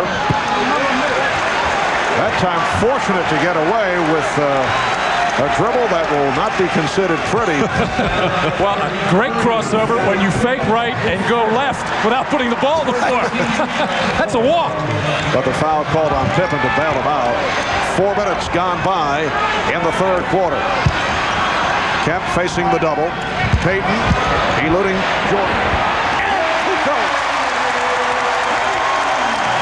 Sonics 59. The Bulls 43. That play set up by Payton being hot from three-point land as again the referee's away from the ball. But Gary Payton drills some three-pointers early. Jordan's got to fly at him. Foul on Rakowski, number 4. Frank Rakowski, the starter at center, rather than the usual starter, Irvin Johnson, who has not been getting the playing time and has been unhappy about it. Played only 3 minutes in game 3. Nice move by Kukoc. Tony Kukoc has been a factor here in the third quarter, starting instead of Ron Harper. And Kukoc with 7 of his 12 points in the third. The Sonics leading by 14. And the whistles are coming in very quick order. Foul on Rodman. That's his third. Dennis Rodman getting up under the arm of Frank Rakowski, which he does so well. Billy Oakes would have none of it. He called the foul immediately on Dennis Rodman, who almost argued on the call. He'd have been gone. Hawkins with the quick release. Percy Hawkins with 9. The Sonics by 16. The Bulls calling for time.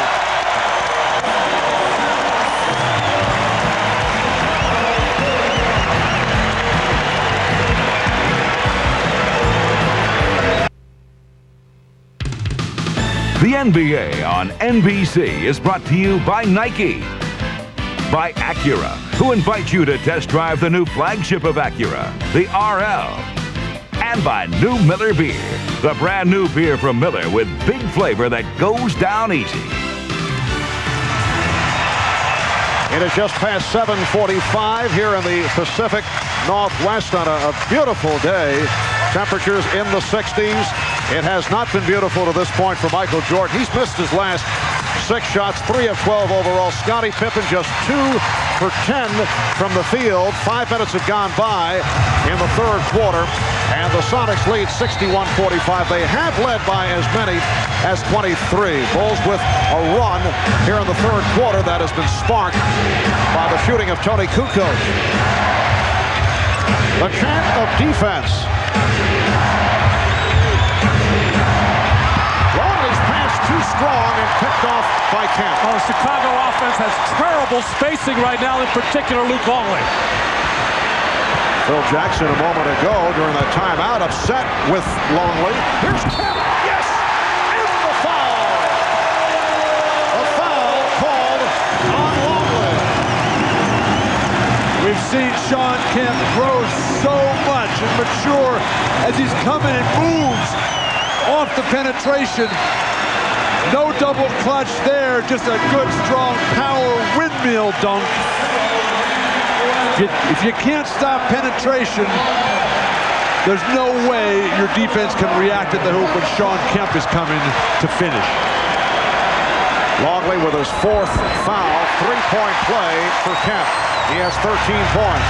Seattle has hit its last 4 shots, and they are up by 19. Randy Brown has just come on for the first time for the ball. This is Brown with it. Kukoc for 3. And back comes Payton, protecting the dribble on Pippen. Now played by Brown. Brown, a very strong defensive player. Payton goes right at him. And a nice setup for Kemp. Sonics by 21 points. Seattle is just getting to the hoop at will. Detlef Schrempf, Gary Payton. That sets up their three-point shots. That also sets up a strong, beautiful game by Sean Kemp, who's reading that penetration and coming in behind the ball. And you know the question coming into tonight regarding the Sonics, were they primarily in a happy just to be here posture? Well, they've answered that with their performance in Game 4. Payton was held in a count. Foul on Kukoc. Basket waved off, and Payton will shoot a pair. Oh, Scottie Pippen a little bit careless with this dribble, and Gary Payton, they call him the glove, so quick, and fouled out at the top of the key, ruled a clear path to the basket, so Gary Payton will get those 2 shots. Phil Jackson has gone with a small lineup. The big one certainly wasn't doing much, but inserting Randy Brown, he wants to get more pressure on the ball because you know the Bulls have another run in them, but it's going to have to start at the defensive end. Rodman battling for the rebound. For Dennis Rodman, that is only his 8th rebound. And you can see the difference in assists to turnovers. This was a very bleak statistic for the Sonics in the first 3 games. But they've absolutely turned that around. And more back to your happy to be here comment about Seattle. They're playing so much better because they are relaxed now and they're having fun. Well, the pressure's certainly taken off coming into tonight's game, but I don't think that's what George Karl had in mind. Take the pressure off by going down 3-0 in the series. And a foul is called on Burkowski. That is number 5 on Frank. Well, Frank has the job of trying to keep Dennis Rodman off the glass, and Dennis very active right now. And Frank is saying, hey, with all the grabbing, holding, pushing, and shoving, you're going to call that? You see what the quickness of Dennis Rodman does in the anticipation. He stepped in knowing it was all about position early.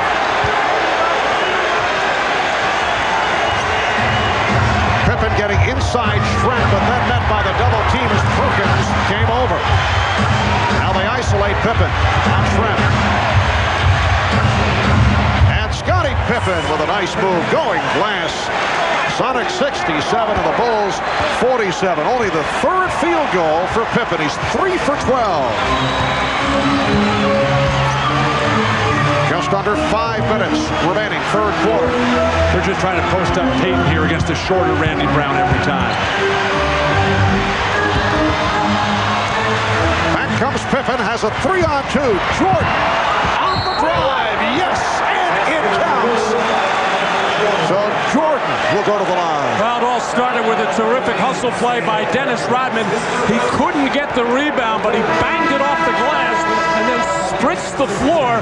But Michael Jordan determined he was going to get to the hole no matter what and no matter who he had to go through. The ability of Jordan, though, to get in the air. He flies by one guy, absorbs takes the contact, and then still in perfect body control. The accumulation of all the great ones in history. Elgin Baylor, Connie Hawkins, Dr. J. Well, Michael has been off. At the line now, 3 of 5. Blocking foul. Called on Brown, who was trying to draw the charge, anticipating, but it's called on Brown. And the Bulls are over the limit. That's a good idea for the Bulls to put some pressure on. They haven't made their free throws enough. They haven't got to the line enough. If they're going to get back into this game, it's got to start on the defensive end, of course. But Pippen, Jordan, and Rodman have just not been factors defensively tonight. Gary Payton has been an enormous factor right from the start. In his 6th season out of Oregon State, NBA's Defensive Player of the Year. And at the offensive end, he leads the way with 20 points. Sonics 69, the Bulls 49. Backdoor feed. Nice pass from Rodman to set up Jordan. And the Sonics breaking down in a hurry. Wingate's pass deflected by Pippen.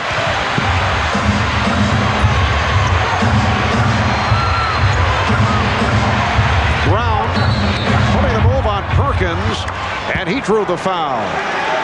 Automatic play out of the triangle offense. Anytime the ball goes into the post and you're in that corner area, you make that hard cut to the basket.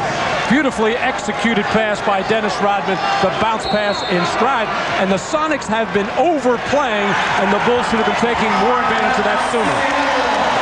Timeout is called by George Karl with 3:58 to go in the third, and Seattle leads 69-51. A storm at Key Arena where the Sonics lead the Bulls 69-51. Normally a couple of minutes ago in the normal Sonics rotation, Nate McMillan, who gave them such a big lift off the bench in the first half, would have been in this ball game. But Nate is still in the locker room stretching out that irritated nerve in his back. He told me that he tweaked the back injury at the end of the first half. Wasn't sure if he'd be able to be effective in the second half, although he would try to play. But as you can see in their normal rotation, Wingate's in the game instead of him. Marv? Thank you, Hannah. And Vincent Askew, apparently in the George Karl doghouse, has not played well in the series. He's been unhappy about the lack of playing time. A strip attempted and a foul is called. It's on Wingate. Vincent Askew also was fined by his team and by the NBA for missing a mandatory half-hour session with the media. $10,000 fine. Lots of people waiting to interview Vincent. They were mad. Yes. We will not hear the thoughts of Vincent Askew after he missed the media session. There's Nate McMillan returning to the bench. 3:49 remaining in the third quarter, and the Sonics are up by 17. And a big key so far, only 8 turnovers for Seattle. Chicago with 13 of them, leading to 20 points. Probably the biggest difference in this game. Some pressure by the Bulls. And the Sonics able to handle it. Perkins. Yes.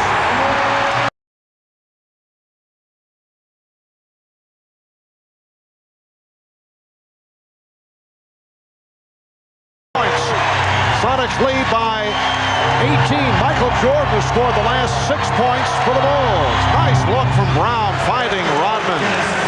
But Marv, a complete reversal of Seattle's fortunes. The press has killed them in the first 3 games. Now Detlef Schrempf wheeling and dealing. Perkins killing them from three-point land. Kukoc able to poke it away from Schrempf. Kukoc passed on the 3 and hits the 2 as he goes glass. Sonics now lead 71-57. Here's the pressure defense on Wingate as they try to trap him. Schrempf finding Perkins again with the opening. Pippen lets it go, and it will be Chicago's possession. Even though Dennis Rodman didn't get that rebound, he did keep Sam Perkins from getting it. He did his job. And Detlef Schrempf Here's the applause from the crowd as he sits down. Well, good things have been happening for Chicago when the ball goes inside to Michael Jordan. Nice pass from Jordan, but Brown could not convert. Nate McMillan trying to put a move on Scottie Pippen, and Pippen is called for the blocking foul. The Bulls are over the limit. That's number 4 on Pippen. Scottie not happy at all with that call. Felt he got the spot. Laid there a long time, but did not say a word to the referee here, sensing that it would have gotten him a technical foul. But he was moving backwards and took that little bump and flop. Nate McMillan in his 10th NBA season out of North Carolina State. He had some injury problems at the start of the regular season, missed the first 10 games, recovering from ankle surgery. Co-captain of the Sonics. Would have been the clear-cut second option for defending Michael Jordan, but because of the back injury, his playing time has been limited. Sonics lead by 16. Brown open, and Pippen was able to find him. Critical time for the Bulls right now. If they can get it down to within 10, they're down 14. If they can stay right at that 10-point difference at the start of the fourth, they'll be right there. They'll be happy with that. And Bill, Seattle has led by as many as 23, so the Bulls in the midst of their second run. Kemp with the reverse and lands on Rodman and is enjoying it. You can be certain of that. Dennis Rodman gives him a pat on the back. Even Dennis, the competitor he is, had to admire the terrific move here by Kemp. The hard spin and then over the head as Dennis Rodman just helpless as the quickness, power, and strength of Kemp too much. That was a human facial. A minute 40 remaining. Third quarter. Sonics lead 75-59. And a technical foul being handed out by Bill Oakes. It's against Seattle. Gary Payton very upset.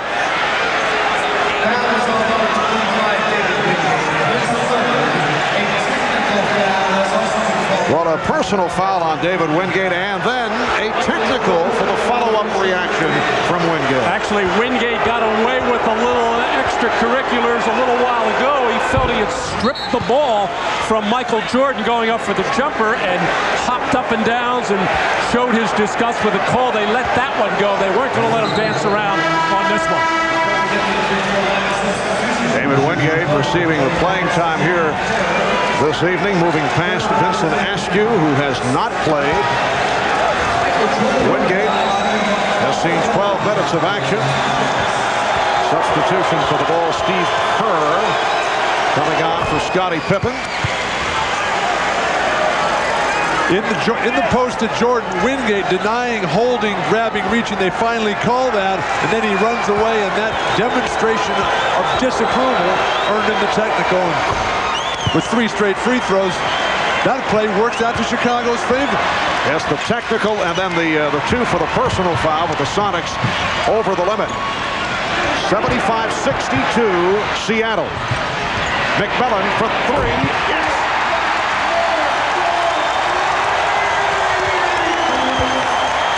No one expected Nate McMillan to play in tonight's game. Kemp trying to one-handed, and the showboat move nearly cost. Brown breaks it up. And the Bulls get it back. Here is Kerr.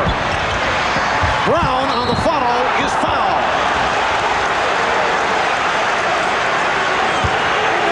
Nate McMillan down as he took a hard fall, as he is really laboring to move very well, unbelievably shooting the ball well. Inside-out offense, spots up for Nate McMillan on the 3. And then Randy Brown makes 2 terrific plays. First the steal to get the ball back, and then the offensive rebound off Jordan's miss. Sonics, though, fortunate. This is not the time for Sean Kemp to look for stylish points. And he, as a result, gave it away, but the Sonics were able to get it back. Chicago really now in a gambling mode defensively, running and jumping, trying to distract Seattle, but Seattle is getting a lot of good shots out of this. Chicago is almost having to hope that they miss these open looks. Just under 1 minute remaining in the third. Wingate fouled by Jordan. A hard foul. It is a flagrant. And as we have been discussing throughout the series, Michael Jordan had been unhappy about a couple of moves made by David Wingate against him. Now this may have well been a payback. He looked like he was going for the ball there. Just got his arms, and it was Wingate's momentum that took him out. That's the kind of play that Jordan will often come up with a block on. Payton continues to give up the ball way too much in the back, away from the foul line area. Well, the good thing that Seattle is doing against this pressure is not being tentative. They're taking the open shot is there. In the backcourt pressure after free throw, they're getting the ball to the middle and attacking the rim. They had problems in the past 3 games with being oh so tentative. Seattle with a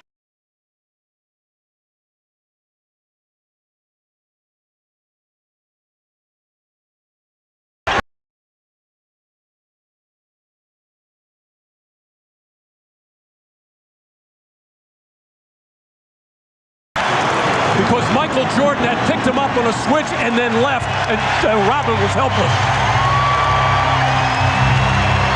Jordan to the fadeaway. Rebounded by Rodman. Kukoc for 3.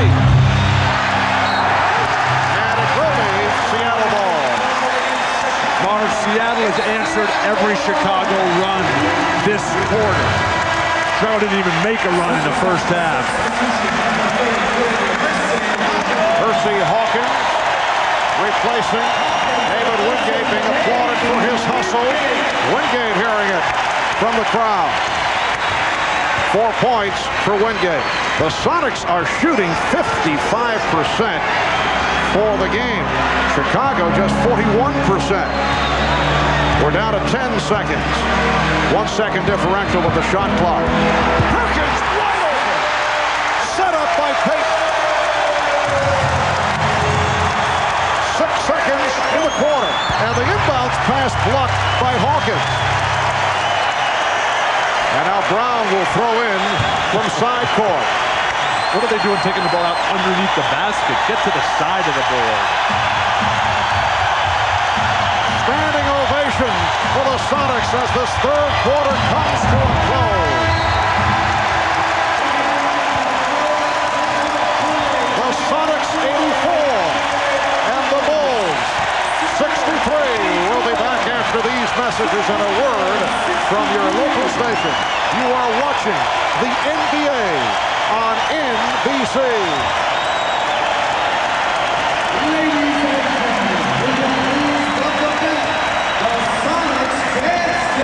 Telecast of the National Basketball Association may not be retransmitted, reproduced, or rebroadcast without the express written consent of the NBA. On to the fourth quarter at Key Arena. The last 6 times that a team has had a 3-0 lead in the NBA Finals, they all won Game 4, including last season when the Houston Rockets made it a 4-game sweep over the Orlando Magic. The Bulls with a 3-0 lead coming into tonight, but the Sonics came out strong, continued the onslaught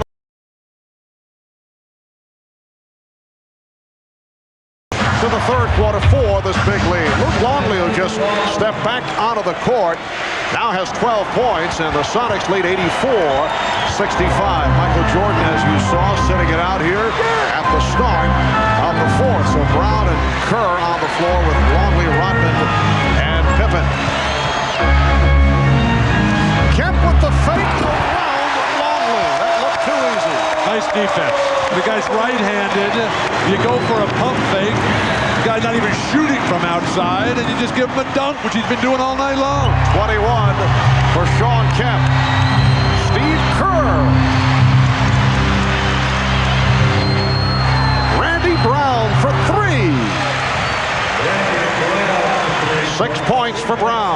the Chicago Bulls have another run in them. Their goal is to get this thing within 10 points with about 4 or 5 minutes to go in the fourth quarter. Sonics with Payton, McMillan, and Hawkins in a three-guard alignment. Offensive foul. It's on Kemp. That's number 4. He just turned his back and shoulders. A good call by the official, but he is just too quick for Luke Longley in that position. Luke Longley unable to bend his knees with any kind of lateral movement, but turning his back and shoulder to Steve Kerr, a good call. But man, he's had that matchup all series long, and they haven't exploited it.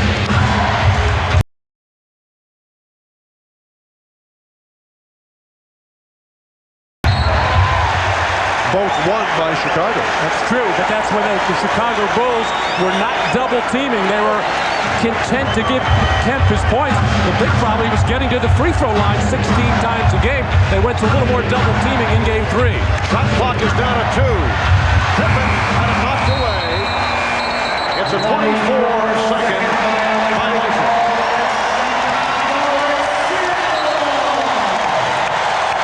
It hasn't gotten much worse than this for the Chicago Bulls this season. 72-10 in the regular campaign, best record in the history of the NBA.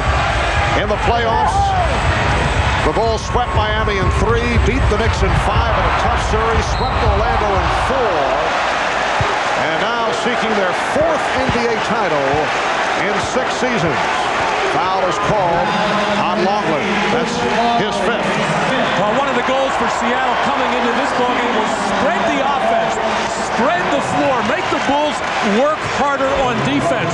And Gary Payton working at the top of the key, top of the floor area against a very quick defender on Randy Brown, but just too much space for Payton to operate. 21 for Payton, along with 9 assists. And the Sonics now lead 87-68. Mark, the injury to Ron Harper takes a terrific size defender off of Payton, and Jordan is not having a good defensive game. Harper bothered by the knee injury, did not start in game 3. Phil Jackson did go with him here at the start of game 4, but Tony Kukoc opened up instead of Harper in the second half. We have not seen Harper in the second half.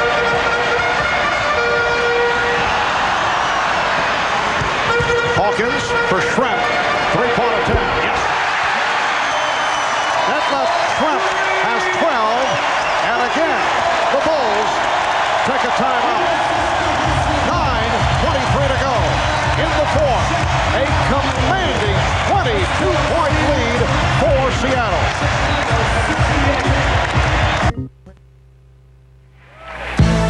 Miller, where great taste runs in the family, brings you Miller Moments.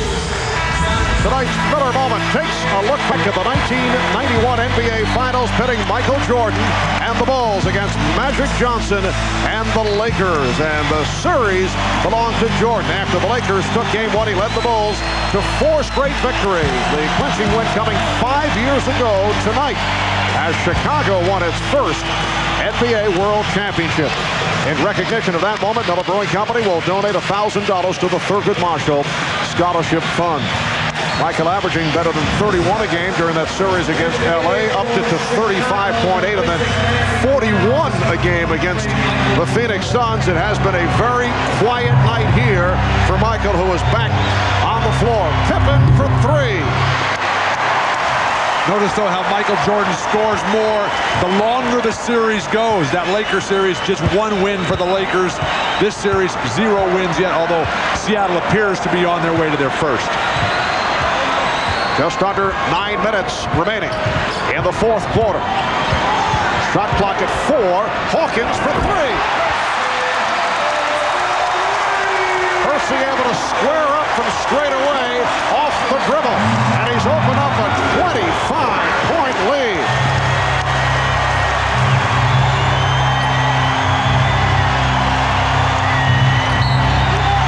Joe Crawford indicating the pushing foul Scottie Pippen still doing the other things. 9 rebounds, 8 assists, having an awful night shooting the ball, and defensively back on his heels most of the evening, and Hersey Hawkins shook him away there. All right, here's Kemp leading Hawkins. The Sonics taking advantage of another Chicago turnover and lead 95-68. Pippen hits the 3. So Pippen is now 4 of 14. He has 9 points. The Bulls' worst loss of the season, regular season and playoffs. Once again, Kemp gets inside. March 10th against the New York Knicks at Madison Square Garden. It was Jeff Van Gundy's second game as head coach of the Knicks. And the Knicks beat the Bulls 104-72. It counts and the foul. So Jordan will go to the line. Right here, the Bulls are down by 24 with 7:42 to go in this fourth quarter. Hawkins called for the foul here. Well, a number of times when the ball has gone inside to Michael Jordan, good things happen. Not necessarily Michael always scoring, but that time he got it done. Other times he has got it with the pass out. But Phil Jackson has to be thinking right now when to pull the plug here and start gearing up for Game 5. Jordan 6 of 17. He has 21 points. Chicago's defense on Kemp in the low post has been just awful. And the foul on Pippen. That'll put Perkins at the line. Well, the reason for that, Bill, is so the perimeter defense has been horrible. And that's where it's got to start. And it's going to be a very easy film study for Phil Jackson and his staff and his team tomorrow. And just show, hey, guys, we are a great defensive team. We were not a great defensive team last night because we didn't do all the little things that get us going. The pressure on the ball, the physical bumping, the overplay and denial on the post, the helping out and the rebounding. And the sad thing for Chicago is that you only get so many chances to make history. They had a chance to make history tonight.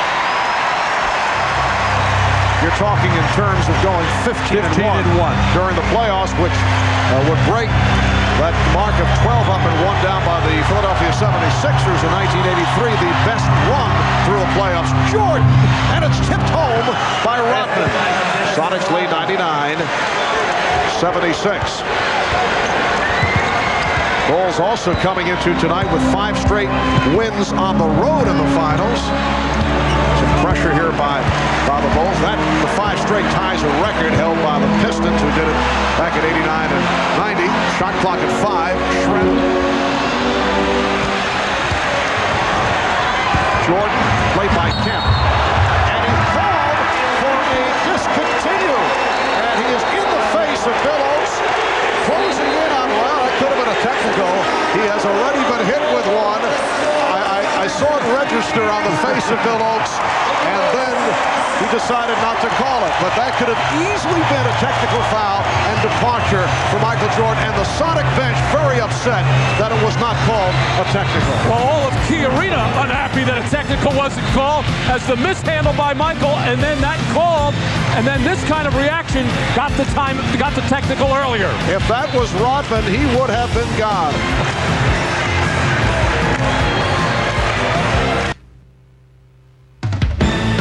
The NBA on NBC is brought to you by Bud Light, official sponsor of the 1996 Summer Olympic Games. Make it a Bud Light. By Ford Escort. It's new and it's nifty. Made for the smart, the intelligent, thrifty. And by Hollywood Pictures' The Rock. Now playing at a theater near you. Well, Michael Jordan coming down, fast break situation, thinking three-pointer, and from that angle, it looks like his right hand goes on the ball, and a discontinue was called. From another angle, it does not look like that right hand touch is there. It didn't look like a touch. But that doesn't matter. That's beside the point. The call was made, but this kind of reaction was drawing technical fouls earlier in the game, and this is what the Seattle bench is complaining about. They're saying there is a double standard with Michael Jordan. Yeah, but the idea of the ejections, the idea of throwing guys out, is guys who are abusing the whole game of basketball. That's certainly not Michael Jordan. Good non-call by the official. Well, it's tough during the course of the action. How do you differentiate when a guy embarrasses an official? You say, well, because the guy normally doesn't do it, you don't call it. That's what you're saying. But you're not going to throw out Michael Jordan for arguing the call. Here's Steve Kerr for three. See, I disagree with that. Obviously, as a fan, and as you want to see Jordan in the game, but if not that necessarily should have led to ejection, but if there is something done which is normally called where a player is completely out of control, how can you leave him on the floor? It's complete double standard. I don't think he was completely No, I'm not. I agree with that. Right. Hawkins, and rebounded by Pippen. So the Sonics lead by 20 with 5.5 remaining in the fourth quarter. Rodman, two-handed layup attempt by Rodman, and Kemp and Rodman come together and a foul call. Well, I think that technical early on the game on Dennis Rodman took a lot of steam out of him, as the officials were going to let him know that they were not going to stand for anything here. Just not really expecting the pass, not comfortable with the ball in that situation, trying to draw a elbow or something from Kemp, but realizing that Kemp has gotten the better of him in this game. Detlef Schrempf with 14. Again, Seattle breaking the press beautifully. Their offense continues. Kemp, Payton, Schrempf, the weapons are just lighting everything up. Chicago now just flailing away. Jordan fouled, facing the double team of Hawkins and Payton. Gary Payton now arguing the call with Joe Crawford as he collects his third foul. Joe apparently enjoying the discussion to a point. And Mike.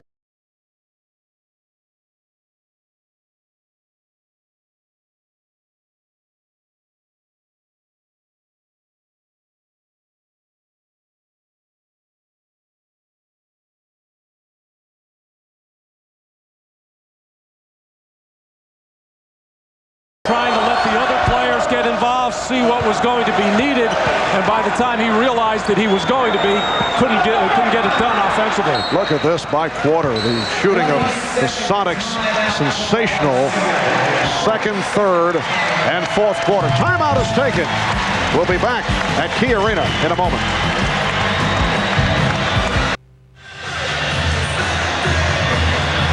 Marv Albert with Matt Gukas and Bill Walton. Ahmad Rashad, Hannah Storm working the sidelines. Bob Costas upstairs. And we have 5 minutes remaining. In this fourth quarter, the Seattle Sonics leading the Chicago Bulls 101-81. On their way to averting a sweep and headed to a Game 5 here in Seattle on Friday night.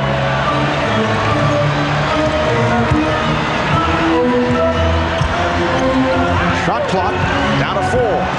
Hawkins, good play by Kerr to break it up. Rodman tried to call for time on the save, but stepped out, and it's Seattle ball with just 1 second on the shot clock.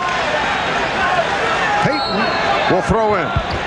Try to deliver to Hawkins, and that is now a 24-second violation. One of the few times tonight that Seattle has not gotten it done offensively. Remember, they're just averaging 88 points coming into this game.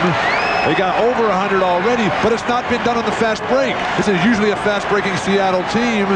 They've only got 6 fast break points tonight.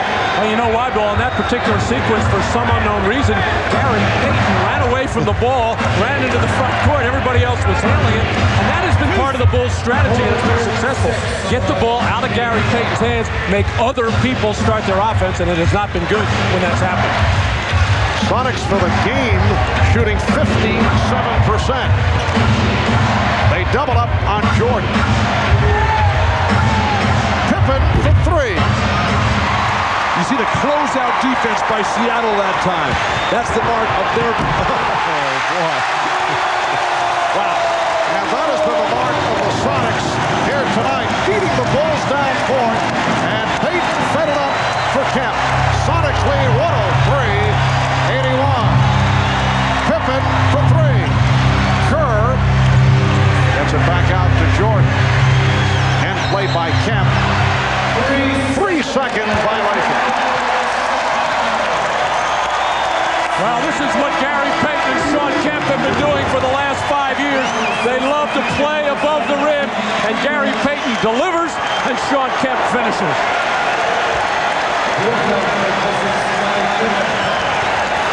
Scottie Pippen sitting down. 4 of 17 from the field for Pippen, replaced by Kukoc. And Peyton hit by Rodman, looking for support as he holds his chin. It was interesting that time because the initial call was on Sean Kemp for the offensive screening foul.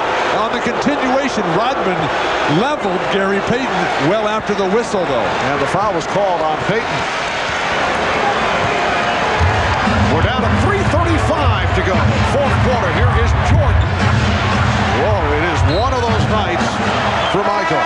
He is now 6 for 19 from the field. And he just looked at referee Bill Oakes, and I think he said to him, "Do you believe that shot?" I think he is happy to get to the bench right now and gear up for Friday night. Not a good idea to taunt Michael Jordan on the way to the bench after a poor game. Well, he has been hearing it from the crowd. There was a sarcastic chant of Michael earlier. I think they might see him again. I believe Friday night we will see Michael Jordan come out in different fashion. The Bulls just did not step on the court and start the game the way they did, obviously. In game number 3, foul on Rodman. And the Sonics were able to jump to that early lead. They have the crowd going for them. They're hitting their shots, the good ball movement, hitting it from downtown. And the Seattle Sonics with a very impressive performance here this evening. The nice thing for Seattle is that it kept getting better. And they kept getting nicer plays, Rodman to the bench, to the extreme delight of the crowd. That's confidence, and then when those outside shots started to fall, in particular for Gary Payton, the gates opened up. Hawkins hit on a reach-in.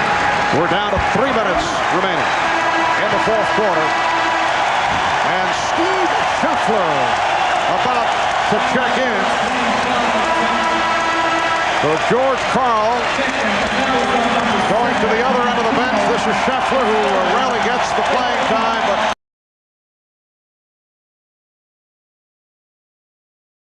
has taken their licks for the last couple of years, and even this year, which was a terrific regular season, winning 64 games.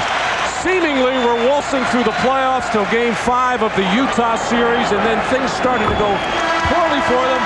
The town, to some degree, turned on them, taking their hits left and right, and then getting behind 3-zip in this series. And everybody turning on again. This restores some respectability, and they can hold their head up for another couple of days. And Gary Payton receiving the ovation. 21 points, 11 assists for Payton. Sean Kemp, 25 points, 12 of 17 from the field, and several in spectacular fashion. Sonics lead 105-81. Wennington over Scheffler.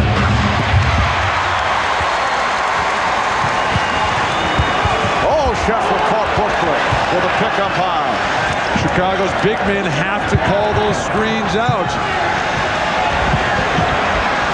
Shrimp adjusting several times on that shot.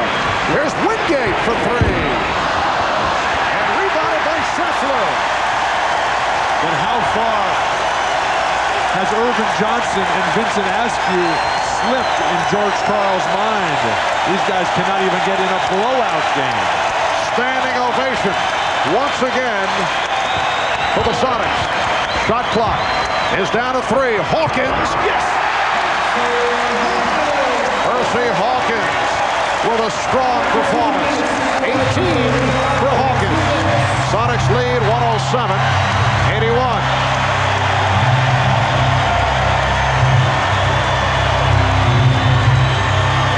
Kukoc.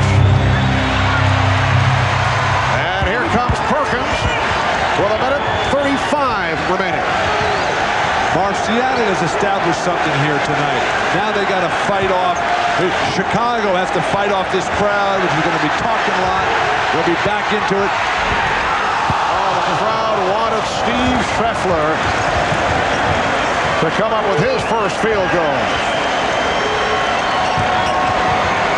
Weddington. Sonics lead 107-83. The Sonics led by Kemp with 25. He was 8 for 8. 17 of his 25 in the second half. 8 for 8 in the second half. Percy Hawkins with 18. Gary Payton, 21 points, 11 assists. Sam Perkins off the bench for 17. On a night that has seen Michael Jordan shoot 6 of 19 for the field. Only 23 points. That's a 24-second violation. 48 seconds to go in the game. Timeout taken. Sonics headed to a 5th. A reminder, stay tuned for your late local news following our coverage of tonight's game. And then it's The Tonight Show with Jay Leno. And Jay's special guest will be George Foreman. For those of you who'd like to join us for post-game interviews and analysis, we invite you to tune to CNBC on your cable system immediately after the game. Michael Jordan had some words with Joe Crawford during that timeout. Still upset. Sonics lead 107.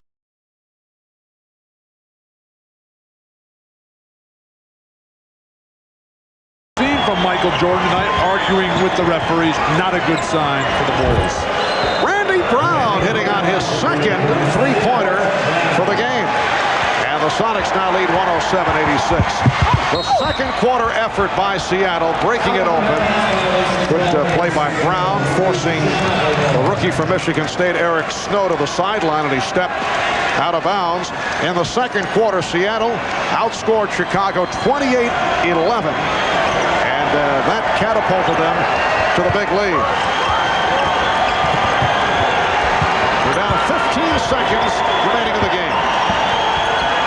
Weddington. Scheffler to the rebound. Final seconds. The Seattle Sonics will not be swept. This will go to a 5th game on Friday night here in Seattle, starting at 9 o'clock Eastern Time, 6 on the West Coast here on NBC. Seattle shooting 56% for the night, and they win it 107-86. Let's go to Hannah Storm. Sean, you had criticized your teammates after Game 3, saying they gave up against the Chicago Bulls. How did you achieve such a complete reversal and get back to Sonics basketball in this game? You know, I think we just came out. We played basketball for 48 minutes today, and to win a championship, that's what you have to do. You have to play for 48 minutes, a complete game, and that's what we did today. And if we come back out Friday with the same type of intensity and energy, it'll be the same result. How do you approach Game 5 now? Nobody expects you to come back and beat these guys 3 games in a row, and you know Jordan's going to have a huge game in all likelihood. We just come back, try to play the same way. Everybody plays aggressive. Everybody plays defense. Everybody runs back. Everybody dives on the floor. You do what you have to do to pitch in and help your teammate out, and if we do that, our chances are great. Did you sense that they were overconfident after the win came so easily for them in Game 3? Yeah, we thought they were a little overconfident. We thought that we were losing our confidence, and the last thing that you want to do is make it to a championship series and not win a game. You know, the ball movement seemed to really confuse them defensively. Was that a big difference for you offensively? Yeah, I think so, and also we attacked their press. When they pressed us tonight, we attacked it, and we got better results. Okay, Sean, great effort, and we will see you in 2 days. Marv? All right, Hannah, a magnificent night for the Rain Man. High scorer in the game with 25 points to lead the Sonics over the Bulls, and the Bulls now lead it 3-1. We'll be right back.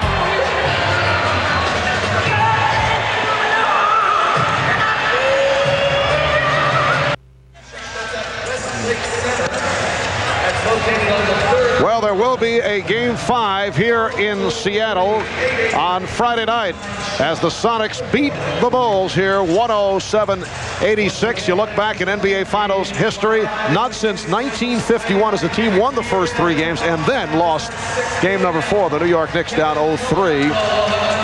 We're able to do it to the Rochester Royals. That's our fact for the night, folks. Final score, Seattle 107 and Chicago 86. Stay tuned for the NBA Finals post-game show coming up immediately on CNBC. We'll be back at Key Arena here in Seattle for Game 5 on Friday night. Airtime is 9 o'clock in the East. Your late local news coming up next, followed by Jay Leno and The Tonight Show. So for Matt Gukas, Bill Walton, Ahmad Rashad, Hannah Storm, and Bob Costas, I'm Marv Albert. You've been watching the NBA on NBC.